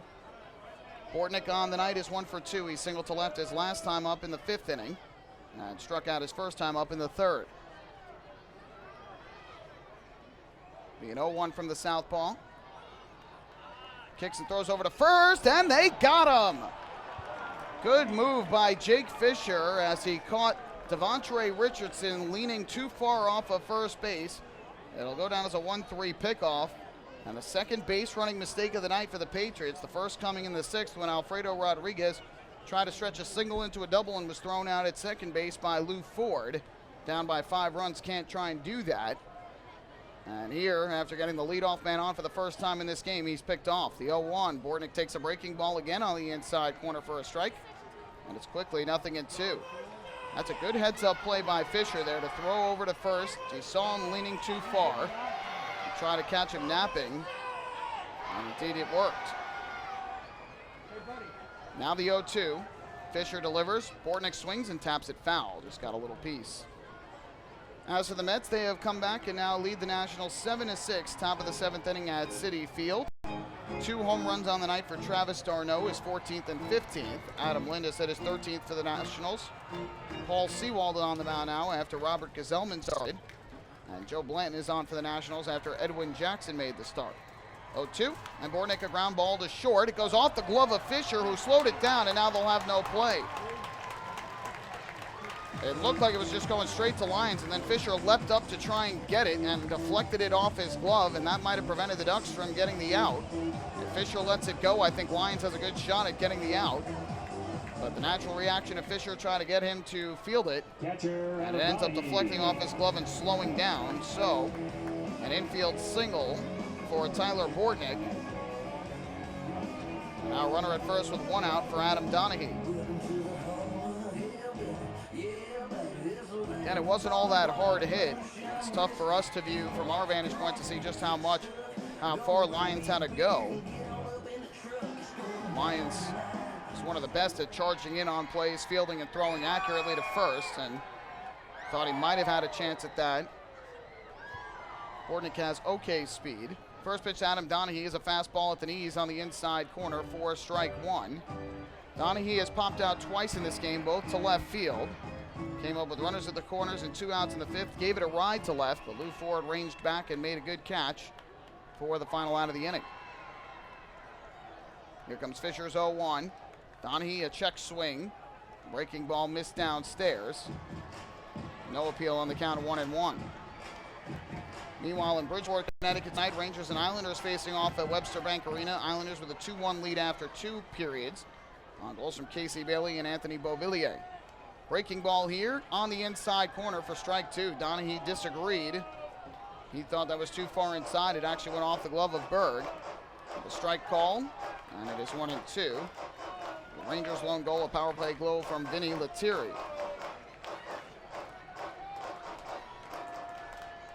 One ball, 2 strikes, 1 out. The Ducks leading 6-0 in the bottom of the 8th inning. Runner at first for the Patriots and the 1-2. Donahue takes a breaking ball at the knees for a called strike 3. So Jake Fisher paints the bottom of the strike zone, much to the chagrin of Donahue. That is strikeout number 8 for Fisher. It's well above his season high for the Ducks. He had struck out 3 in each of his first 2 outings with Long Island. His season high, though, 11 which he did on August the 12th against Traverse City while with the Windy City Thunderbolts. So Fisher with his 8th strikeout of the night. There is the second out in this 8th inning. Now with 2 away, back to the top of the order we go for Justin Trapp. First pitch, Trapp swings, pops it foul, right back towards us. It'll be in front of us and to our right. Looks like it was coming straight towards us here in the broadcast booth, but it was not hit hard enough, and it veered off to our right. Several fans went after it, and I think they're still looking for it. Nope, somebody's got it. About 3 rows up here in this box seat section in front of us to our right. 0-1 on Trapp, who's 0 for 3. A fly out, a strikeout, and a ground out in that order. The 0-1, Trapp swings a ground ball to short for Dan Lyons. He gobbles it up, goes to second for the force. And Jake Fisher with 8 shutout innings here in Game 3 for the Long Island Ducks and has struck out 8. We will head to the 9th here in Game 3 of the Liberty Division Championship Series. The Ducks shutting out the Patriots 6-0. Hey fan, this is a pitcher Amali Diaz, and you're listening to the Ducks Baseball on the Long Island Ducks Broadcast Network. Going way back is Joe Holden, and he is looking up, and that one is headed to field 5 at Robert Moses. The waves are gnarly, and the Ducks have tied it at 1. That was another home run for the Ducks. And Duck fans, what's more fun than a home run that helps the Ducks win a game? How about a homer that helps the community win? Chappie's Funeral Home and the Long Island Ducks have once again teamed up for the Chappie's Home Run Challenge. If the Ducks hit 100 homers this season, Chappie's Funeral Home will donate $5,000 to the Quackerjack Foundation. So every time a Ducks hitter goes deep this season, watch for the Chappie's Challenge home run count on the scoreboard. And if we reach 100, we're all a winner. Chappie's Funeral Home, where caring for others is a family tradition.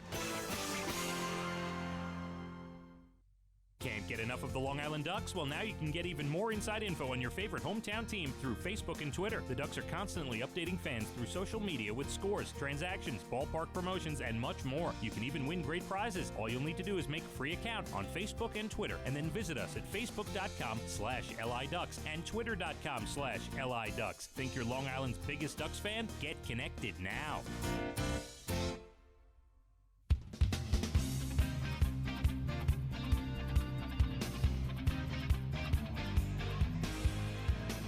To the 9th inning we go here in Game 3 of the Liberty Division Championship Series. The Long Island Ducks leading the Somerset Patriots by the count of 6-0. They scored 3 runs in the opening inning against Will Oliver on 4 consecutive singles to start the inning, including RBI hits from Lou Ford and Mark Krause. Angelo Sanko then grounded an RBI fielder's choice to first base. And so that brought in the 3rd run. Will Oliver settled in, tossed scoreless innings from the 2nd through the 5th. But in the 6th inning, allowed a leadoff double to Alex Berg, who was sacrificed over to third base. Could not come home on the shallow pop-up to right by Anthony Vega. But the Ducks made sure he would come home, as with 2 outs in the inning, Dan Lyons singled through the left side. And then Giovanni Alfonso followed with an RBI double to play Lyons. And that extended the lead to 5-0. And Long Island's 6th run came home in the top half of the 8th inning on a 2-out solo home run over the wall in right off the bat of Anthony Vega, his first home run of the postseason. So the Ducks with a 6-0 lead as we go to the top of the 9th inning. For the Somerset, it will be veteran closer John Hunton who comes in. He is not in a closer role here in the postseason. He has been a trying year for the right-hander. Injuries have kept him out for most of the season, and some ineffectiveness in there as well. Elmer Reyes will lead things off from the right side against Hunton. And the first pitch from the right-hander is taken low for ball 1. Elmer Reyes with another multi-hit game tonight, his 2nd of the playoffs. He had 2 hits in game 1, 1 in game 2, and 2 more here in 4 at-bats tonight.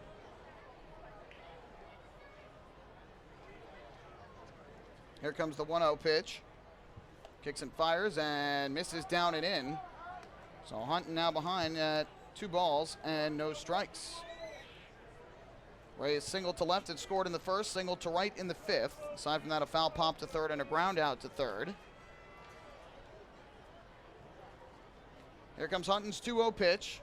Delivers to the plate. Reyes takes a fastball that paints the outside corner for strike 1. Boy, 2 fans in front of us. Oh, there's our good friend that we had back here in August who was consistently criticizing the home plate umpire on his balls and strike calls, sitting in the front row of the section in front of us. A sarcastic cheer from him that time. 2-1. Reyes swings and grounds it foul to the Ducks dugout on the third base side. And that will even up the count at 2 balls and 2 strikes.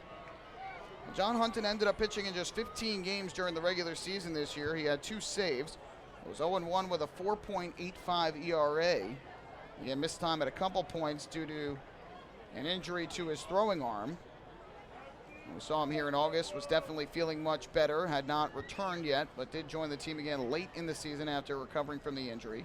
2-2, Reyes a ground ball up the third base line, fair ball, knocked down by Vidal, he recovers the long throw. What a stretch at first by Maloney, they got him. What a play on both ends by both Vidal and Maloney to retire Elmer Reyes for the first out in the 9th inning.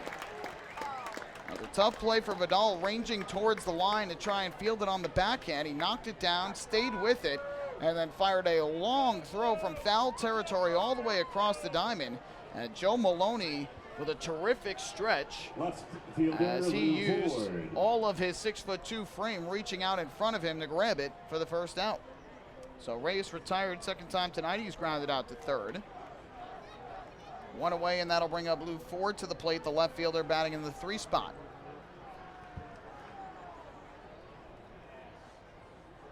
From the stretch is Hunton. First pitch, Ford takes a fastball over the inside corner for strike 1. Well, one thing that certainly remains to be seen is whether or not Kevin Baez will call upon the left-hander Jake Fisher to come back out and try and complete this one in the 9th inning. The 0-1, line drive off the glove of a leaping second baseman Tyler Bortnick, and it's into right center for a base hit. So Lou Ford is on for the second time tonight. He is now 2 for 5 in this game. Had an RBI single and a run back in the first inning. So he is aboard with 1 out. And that'll bring up Mark Krause, the first baseman, to the plate for the Ducks, their 12th hit of the night. Don't have an exact pitch count on Fisher, but I believe it is in the high 80s or low 90s. His high with the Ducks was 89 pitches. That was in his last start on September the 14th.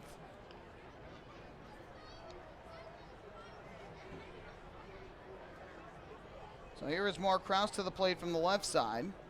First pitch from Hunton. Krause takes a fastball outside for ball 1. In the 9th inning for the Patriots, they will have their 2, 3, and 4 hitters coming to the plate. 2 righties and then a lefty. Rodriguez, Rosario, and Roller.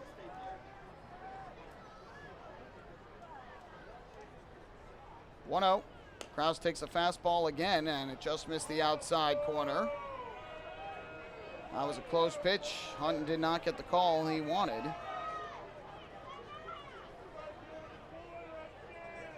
It's 2 balls and no strikes here on Mark Krause. The Patriots dugout asking where that pitch was. Brett Jody, the one asking, and Matt Hensel, the home plate umpire, said it was off the outside corner.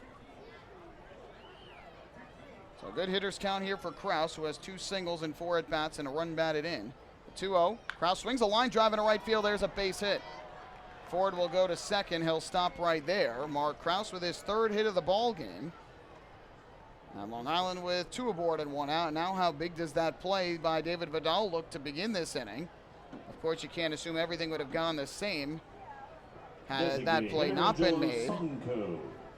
But he makes that play for the first out. If everything did go the same, the Ducks would have had either the bases loaded or would have already had another run home. So instead, the Ducks with 2 aboard and 1 away. And up to the plate is going to step the lefty swinging Angelo Sonko to the plate. Been told that 97 is the pitch count for Jake Fisher through 8 scoreless innings. So it will certainly be a tough call for Kevin Baez whether or not to send him back out there for the 9th. First pitch from Hunton to Sonko. Here it comes, and Sonko takes a fastball outside. And the Patriot right-hander falls behind at 1-0. I think if the Ducks get some more offense here and can add to their lead, it might make the decision a little bit easier. With more wiggle room to work with. But we'll see. Ford will take his lead at second and Krause at first. The 1-0 to Sonko. He takes a breaking ball that's way outside. And John Hunt now behind at 2 balls and no strikes. Veteran right-hander, was part of the Ducks postseason team in 2011, then lost in the championship series. Joined the Ducks again at the beginning of 2012 before suffering an injury. Long Island would go on to win the championship that year. 2-0. Fastball again outside, and Sanko now in front at 3 balls and no strikes. The Hecklers are back again. Then he was part of the Patriots in 2013 when Long Island defeated them in the Atlantic League Championship Series on this field in Game 5, September the 29th of 2013. He's been with Somerset ever since. 3-0 pitch. Here it comes. Sanko takes all the way, and there's a fastball strike at the knees. For Somerset won in Game 5 on this field of the 2015 Liberty Division Championship Series and eventually went on to win the Atlantic League title. And then the Ducks got some payback last year, coming back from 0-2 down to win in the first round with 3 straight wins at home. Here's the 3-1. Sanko was swinging a foul ball back behind the plate. Got a fastball from Hunton near the bottom of the zone and had a pretty good swing at it and just fouled it off. So now the count full at 3-2 on Sanko, who has a hit and an RBI among his 4 trips to the plate. Was robbed of a base hit on a diving catch at short by Rodriguez in the 5th. Don't think you'll see the runners take off here with an open lane at third base for catcher Adam Donahue. Payoff pitch coming to Sanko. Ford leads from second, Kraus from first. Here is the 3-2, and Sanko swings and fouls it off again to the third base side, well out of play. So we'll have another 3-2 pitch coming up in this at-bat. Back-to-back one-out hits for the Ducks here in the 9th inning. Almost 3 straight hits off of Hunton to begin the inning. Long Island now out hitting Somerset 13-4 in this ballgame.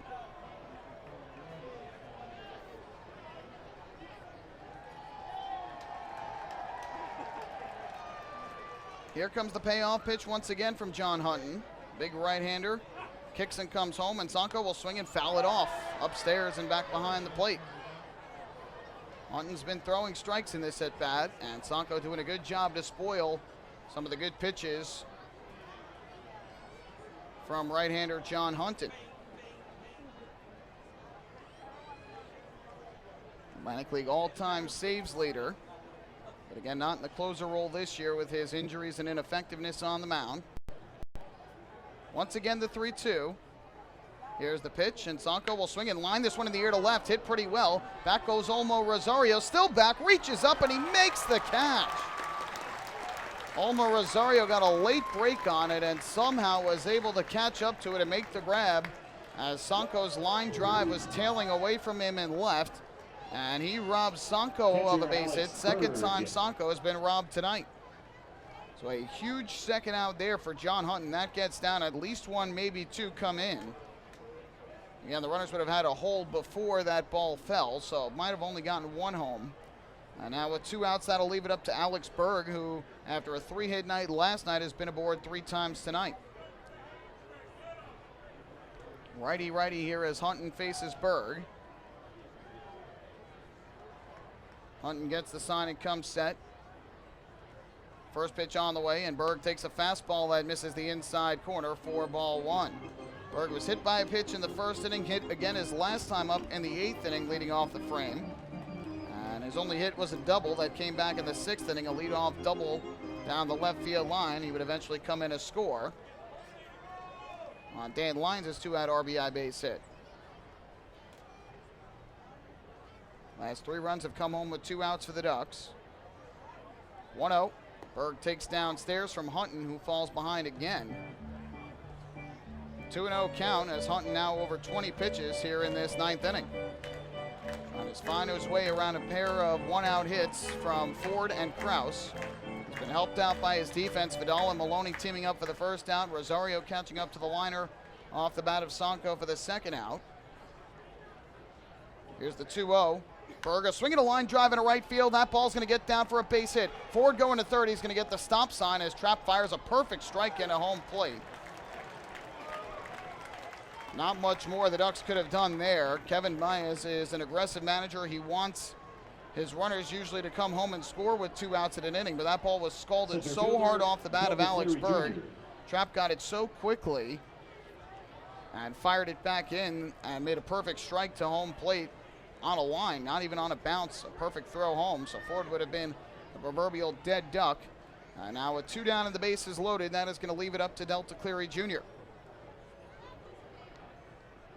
Cleary Jr., the only duck that has yet to reach base in this ball game tonight.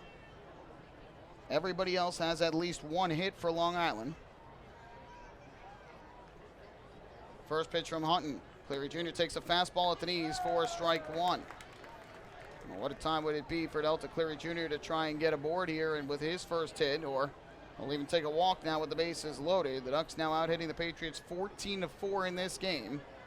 They lead 6-0 and trying to add to it. 0-1 pitch. Cleary Jr. fouls this one off on a breaking ball. Hits it to the third base side.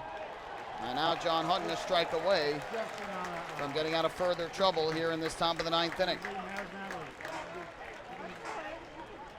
Again, it will be the 2, 3, and 4 hitters for the Patriots in the bottom half of the 9th. Rodriguez, Rosario, and Roller, the 3 R's.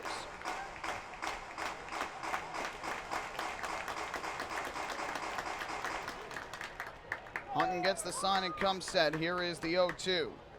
Kicks and fires, and Cleary Jr. a pop-up in the air behind the plate, third base side. Racing after it, Adam Donahue, and on the warning track, he will make the catch for the final out of the inning. So John Hutton flirts with trouble, here in this top of the 9th inning, but he is able to escape the jam with no runs allowed. So no runs for the Ducks, 3 hits, and they leave all 3 on base. We will head to the bottom of the 9th.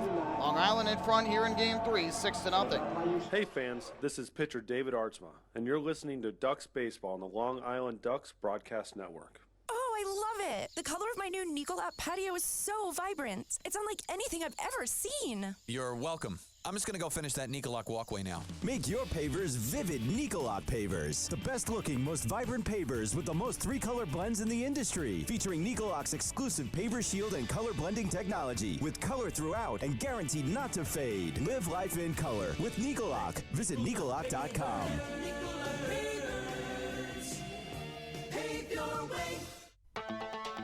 Hey Ducks fans, stay up to date with Long Island's hometown team by visiting Quack of the Bat, the official blog of the Long Island Ducks. Quack of the Bat will bring Ducks fans beyond the headlines with in-depth feature articles, breaking news stories, game previews, post-game wrap-ups, and so much more. Interact with the team during the entire season through quotes directly from the players and coaches, as well as exclusive video clips and photos. Check out the blog today at quackofthebat.wordpress.com. Quack of the Bat, the official blog of the Long Island Ducks.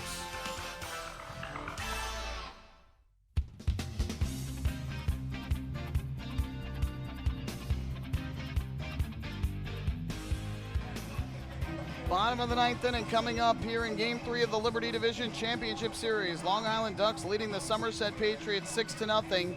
And Jake Fisher is back out to the mound to try and complete his start tonight. He has been terrific over the first 8, giving up just 4 hits and 2 walks while striking out 8. And he'll try and turn in the complete game shutout. For the Patriots, it will be the 2, 3, and 4 hitters due up here in this inning. Alfredo Rodriguez, Olmo Rosario, and Kyle Roller, the 3 to bat in the bottom half of the 9th inning.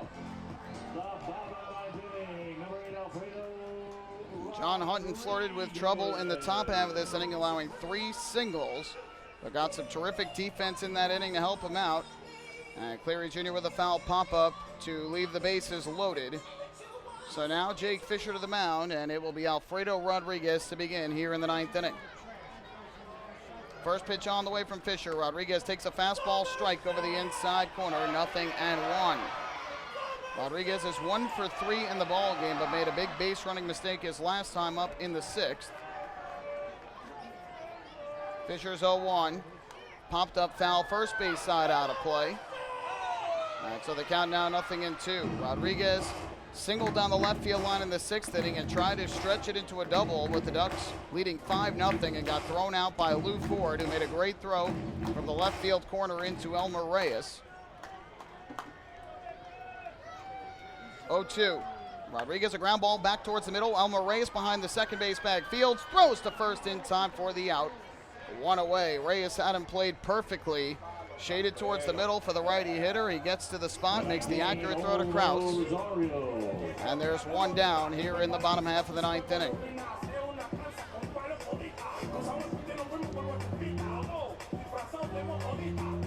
So up to the plate is going to step the left fielder Olmo Rosario, who was a thorn in the Ducks' side over the first 2 games of this series.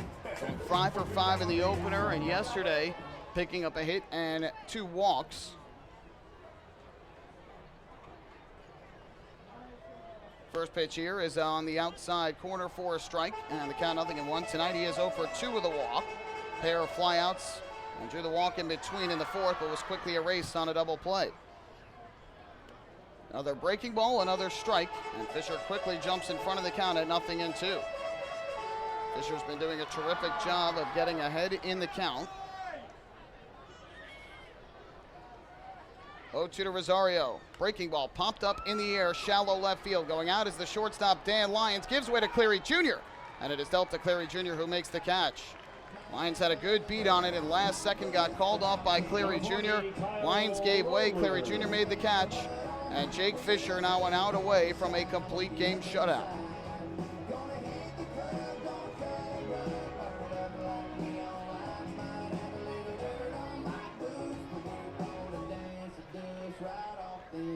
Last time the Ducks shut out an opponent was Game 4 of the Liberty Division Championship Series last year, last time in the playoffs, where the Ducks shut out the Somerset Patriots 2-0 behind a terrific start from Jared Leverett. Breaking ball here misses high, and that is ball 1 to Kyle Roller, who is 0 for 3 on the night. A strikeout, a double play ground out, and a grounder to first. 1-0. Breaking ball misses outside, and now Roller headed 2 balls and no strikes. Struck out in the second, hit into a 3-6-3 double play in the fourth, grounded to first in the seventh. 2-0 is lined in to right field on the run. Anthony Vega will have to play it on a hop. It lands for a base hit. So Kyle Roller is aboard with a 2-out single, his first hit of the game. The 5th hit for Somerset. So Roller is aboard. That's their first hit to the outfield since the 6th inning, when Rodriguez hit that aforementioned base hit down the left field line that he was thrown out on, trying to stretch it into a double. Number 14, David Vidal. So with 2 outs in the inning, Somerset gets a runner on base. And now David Vidal, the third baseman and 5-hitter, will step up to the plate for the Patriots.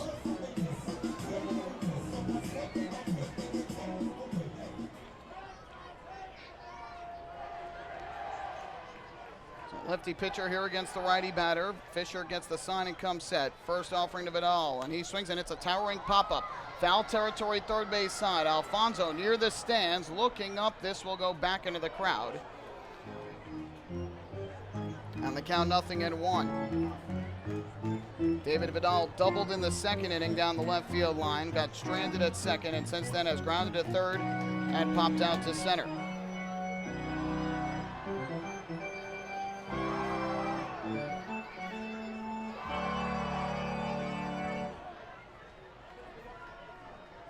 It'll be an 0-1 here from the left-hander Jake Fisher.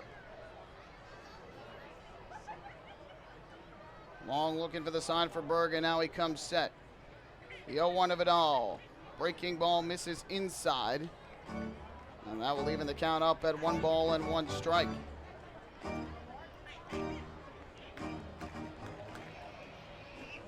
Ray is shaded towards the middle at second base. Alfonso close to the line at third, the 1-1. And Fisher misses again with a breaking ball down and in. Vidal not chasing on it. It's 2 balls and a strike. Over 8,000 here at TD Bank Ballpark tonight.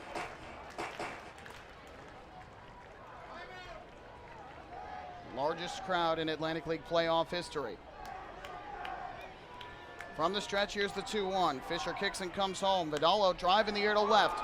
Lou Ford ranging back to the warning track. At the wall, he jumps up, and it's off his glove, and it lands on the warning track. Roller's going to round third. He's going to come in a score. It'll end up being most likely an RBI double for David Vidal. The shutout bid comes to an end, and it is now a 6-1 game in favor of the Ducks. I thought the ball was a simple pop-up. It kept drifting deep. Ford went all the way back to the wall, made a leap at the wall, and it ended up caroming off his glove. It will be a double for Vidal, his second of the game, his first RBI of the postseason. So Roller able to score all the way from first on the play. Again, he was off on contact. It is now a 6-1 game. And now it will be the first baseman, Joe Maloney, who has struck out 3 times tonight against Fisher, coming up to the plate.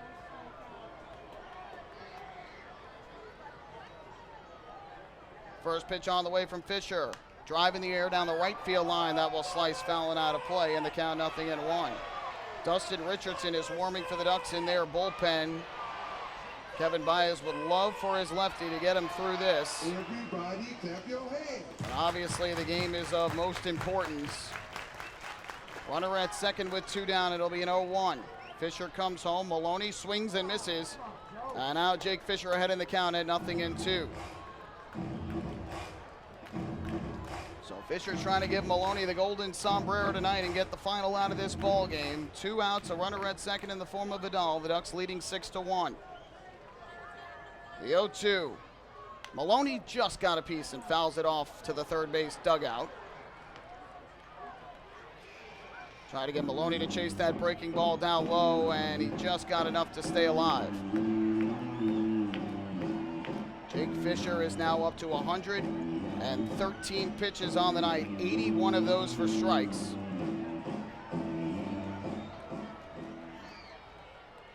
Here comes the 0-2 again. Fisher fires, and Maloney is swinging a pop-up foul. First base side, that drifts out of play.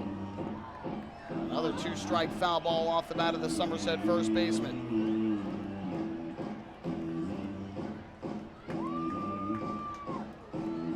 Second baseman Reyes once again shaded towards the middle of the infield. The outfielder's all about medium depth. Another 0-2 from Fisher. Kicks and comes home, and Maloney will swing and miss for strike 3. He fouls it off into the glove of Alex Berg. This ball game is over. A complete game for left-hander Jake Fisher in his first postseason start. And the Ducks take Game 3 of the Liberty Division Championship Series 6-1 over the Somerset Patriots. What a performance tonight by Jake Fisher. He loses the shutout bid with 2 outs here in the 9th inning on David Vidal's RBI double. But Fisher strikes out Maloney for the 4th time tonight. 9 strikeouts for the Southpaw, and a complete game effort from Fisher tonight gives the Ducks a 2-1 lead in this best-of-5 Liberty Division Championship Series. Don't go anywhere. The post-game show is coming up next. We're going to recap this game and hand out the Player of the Game award as if it's any guess as to who it might be, any sort of debate. Pretty obvious here. Ducks win Game 3, 6-1. Hey fans, this is infielder Cody Puckett, and you're listening to Ducks Baseball on the Long Island Ducks Broadcast Network. M&V Limousines is the official bus company of the Long Island Ducks. Family owned and operated, they've been in the business for over 24 years. M&V Limousines offers coach buses with Wi-Fi and restrooms, party buses, exotic limousines, and also recently acquired Hampton Luxury Liner with regular service from New York City to the Hamptons. They also offer a variety of vineyard tour options. Whether you're looking for transportation for weddings, proms, corporate outings, or long-distance trips, they've got the right vehicle for you. Visit their showroom in Comac or check them out online at mvlimo.com. M&V Limousines and Hampton Luxury Liner, the official bus company of the Long Island Ducks. Family fun every time. Beautiful evening for baseball. Big action every time. He reaches up. It's gone! Great value every time. And the Ducks have won it 7-1. The Ducks schedule is loaded with new promotions this season, and with an average ticket price of just $10 and free parking, there is no better value on Long Island. For game times and tickets, visit liducks.com. Long Island Ducks Baseball. Good times every time.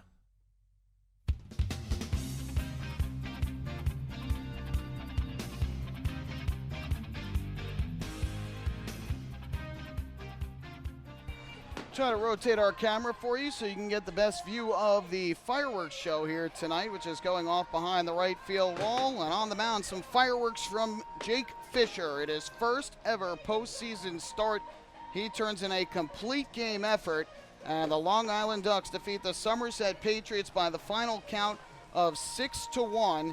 Just came one out shy of the complete game shutout before allowing a double to the left field wall off the bat of David Vidal that Lou Ford almost made a terrific leaping catch on for the final out of the game. But ultimately a run comes home to score, but no matter. Fisher comes back with a strikeout of Joe Maloney for his 9th strikeout of the night. The Ducks take this game 6-1, and they are now one win away from a second consecutive trip to the Atlantic League Championship Series and 6th trip in franchise history. So let's recap this game for you. First here on the pregame show, Ducks got out to a 3-0 lead right away in the first inning, setting the tone for the night against right-hander William Oliver, who allowed 4 straight singles to begin the game. Alfonso to center, Reyes to left, and then a base hit to left by Ford on a chopper that got over the head of David Vidal, scoring Alfonso to give the Ducks the 1-0 lead. Mark Krause followed with an RBI single into left center that scored Reyes to make it 2-0. And then Angelo Songa with a fielder's choice grounder to first that brought home Ford. So the Ducks had a 3-0 lead after the first inning of play. Will Oliver was able to settle in then. He threw scoreless innings in the second, third, fourth, and a fifth. Allowed a single in the third, a walk in the fourth, nothing further. And they gave up 2 hits in the fifth, but got a couple of great defensive plays by his shortstop, Alfredo Rodriguez, to keep the Ducks off the scoreboard. However, he was unable to keep the Ducks off the board in the sixth. Almost got out of it, but could not. Alex Berg opened the inning with a double down the left field line and was sacrificed over to third base on a bunt from Delta Cleary Jr. Anthony Vega hit a shallow fly ball to right, was not deep enough to get the run home. And so with 2 outs, that left it up to Dan Lyons, but Lyons delivered an RBI single through the left side, plating Alex Berg to make it a 4-0 ball game. And then Giovanni Alfonso followed with an RBI double into the left center field gap, just missed a 2-run home run. It brought home Lyons, and the Ducks had a 5-0 lead after 6 innings of play. They would tack on their 6th and final run of the night in the 8th inning on a 2-out solo homer to right by Anthony Vega, his first home run of the playoffs.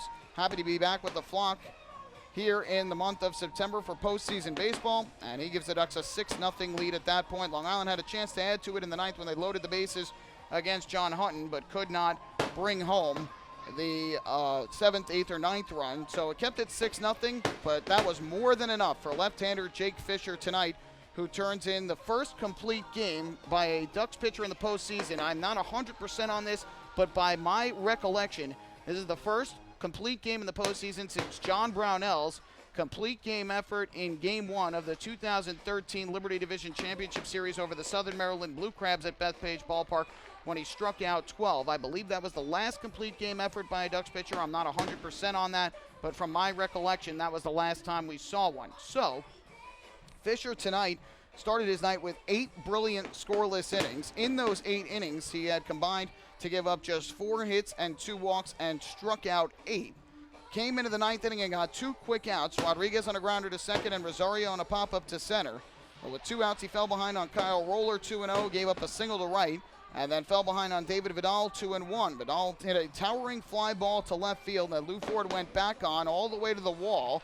Got to the wall, leapt up at the wall, and almost came down with it, but it ticked off his glove and fell onto the warning track. It would end up being an RBI double for Vidal, and so that made it a 6-1 game, but no matter for Fisher. He strikes out Joe Maloney for the 4th time on the night. We'll wait for the fireworks to finish.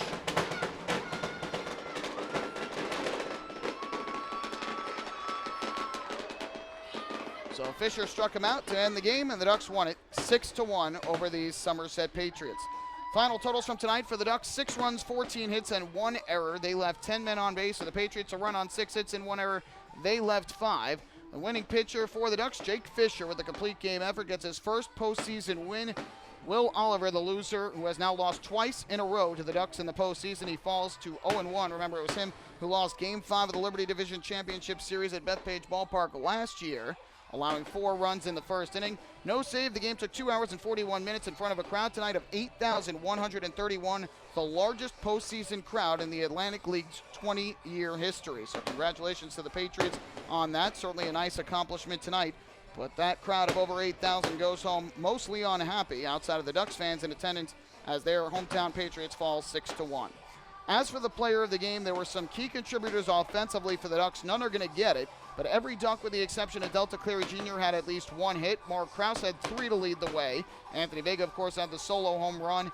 Alfonso, Reyes, and Ford, the top 3 hitters in the Ducks lineup, all had 2 hits. And the top 4 hitters in the Ducks lineup combined had a total of 9 of Long Island's 14 hits. But tonight, the attention goes to Jake Fisher, who turned in his 3rd consecutive quality start since joining the Ducks, and this one was by far his best. 9 innings of 1-run ball, allows 6 hits and 2 walks. He strikes out 9, 2 shy of his season high. When you go back to what he did with Windy City, was absolutely fantastic tonight. Complete game effort, and he is most deserving of tonight's Player of the Game honors. We'll take another break, and when we come back, we'll have the out-of-town scoreboard for you, and then we'll wrap things up on this Friday night from Central New Jersey.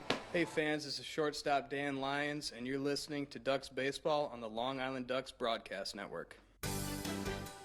Long Island's Ford Giant is celebrating its 60th year anniversary. Stop by Sayville Ford to check out their state-of-the-art showroom featuring enclosed service drives, luxurious customer lounge, and a larger selection to choose from. Get giant savings on hundreds of new and used vehicles in stock. Sayville Ford's 60th anniversary celebration is going on now. Visit SayvilleFord.com or download the Sayville Ford app today to learn more about Sayville Ford's 60th anniversary savings. Call 631-589-4800 today.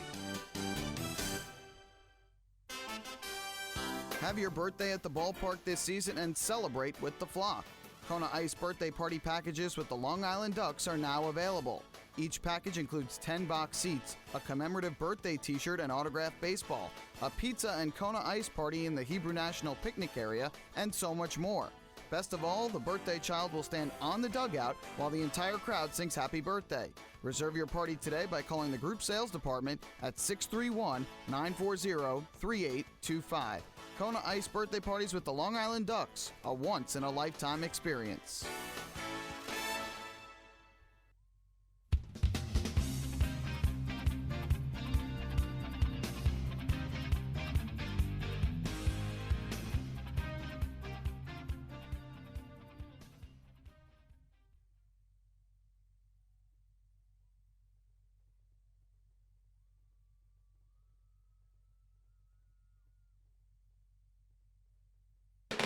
Back here at TD Bank Ballpark as we await the fireworks show to finish off in right field, so that way you can hear us here in the broadcast booth. We hope you've enjoyed the fireworks show as you can see it from our camera angle as best as we can get it for you, but ultimately the fireworks were by the Ducks offense tonight early as they took a 3-0 lead in the first inning, added 3 runs over the final 4 innings.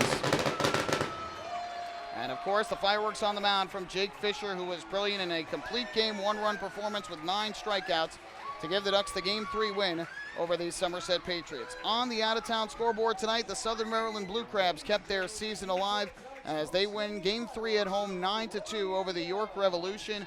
Brian Grenning with 6 shutout innings, 1 hit allowed, and improves to 1-0 in the postseason. Frank Gailey, the loser, drops to 0-1. He allowed 7 runs, 6 earned in 4 1/3 innings. In the home run department, Michael Snyder and Corey Vaughn both went deep, for Southern Maryland. For Snyder, his second of the playoffs. For Vaughn, his first.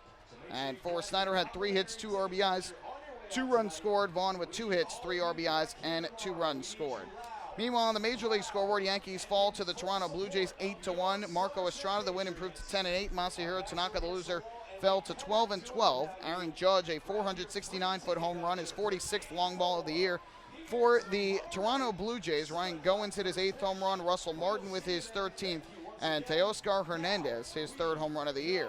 Mets have a 7-6 lead over the Washington Nationals at Citi Field, bottom half of the 8th inning. Robert Gazelman started for the Mets, Jerry Blevins now in, Edwin Jackson started for the Nationals, and Matt Albers is now on to pitch. For the Mets, Travis d'Arnaud with 2 home runs, his 14th and 15th of the year. For the Nationals, Adam Lind has gone deep with his 13th of the season. And meanwhile, they are a minute and 45 away from ending in Bridgeport, Connecticut preseason hockey. The Islanders lead the Rangers 2-1 on second period goals from Casey Bailey and Anthony Beauvillier. Vinny Lettieri, a power play goal in the second for the Rangers to account for their lone goal. So that'll do it for the out-of-town scoreboard. Ducks will have their first opportunity to try and win the Liberty Division title for a 2nd consecutive season and 6th time in franchise history tomorrow night, Game 4 of this Liberty Division Championship Series between the Ducks and the Patriots. Long Island will send a Jake to the mound for the 2nd time here in a row. It will be Jake Dunning who takes the mound to try and follow up what Jake Fisher did tonight. Dunning on the season for the Ducks was 2-3 with a 3.64 ERA. Began the season as a reliever and then moved into the starting rotation. This year, he ended up not facing the Somerset Patriots at all. I'm trying to look in and see if Dunning at all pitched against the Somerset Patriots. I don't believe so. So I do believe tomorrow will be Jake Dunning's first ever appearance against the Patriots this year.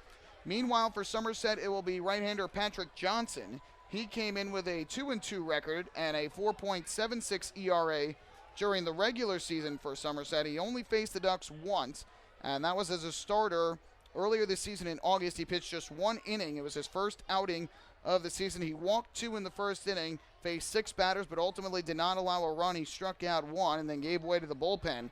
So this will be the first real full start that Johnson will be able to face the Ducks this year.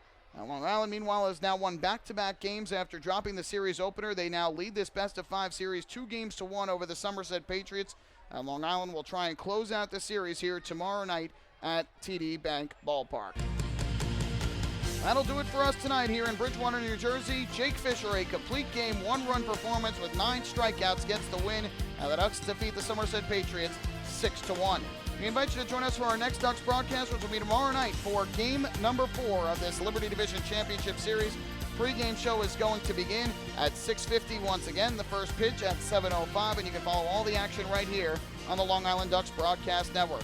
My name is Michael Pollack. Thank you so much for spending your Friday night with me. I hope you enjoyed the broadcast and another thrilling Ducks win. Have a great rest of your Friday night. We'll do it all over again on Saturday evening here in New Jersey. Good night and so long from TD Bank Ballpark.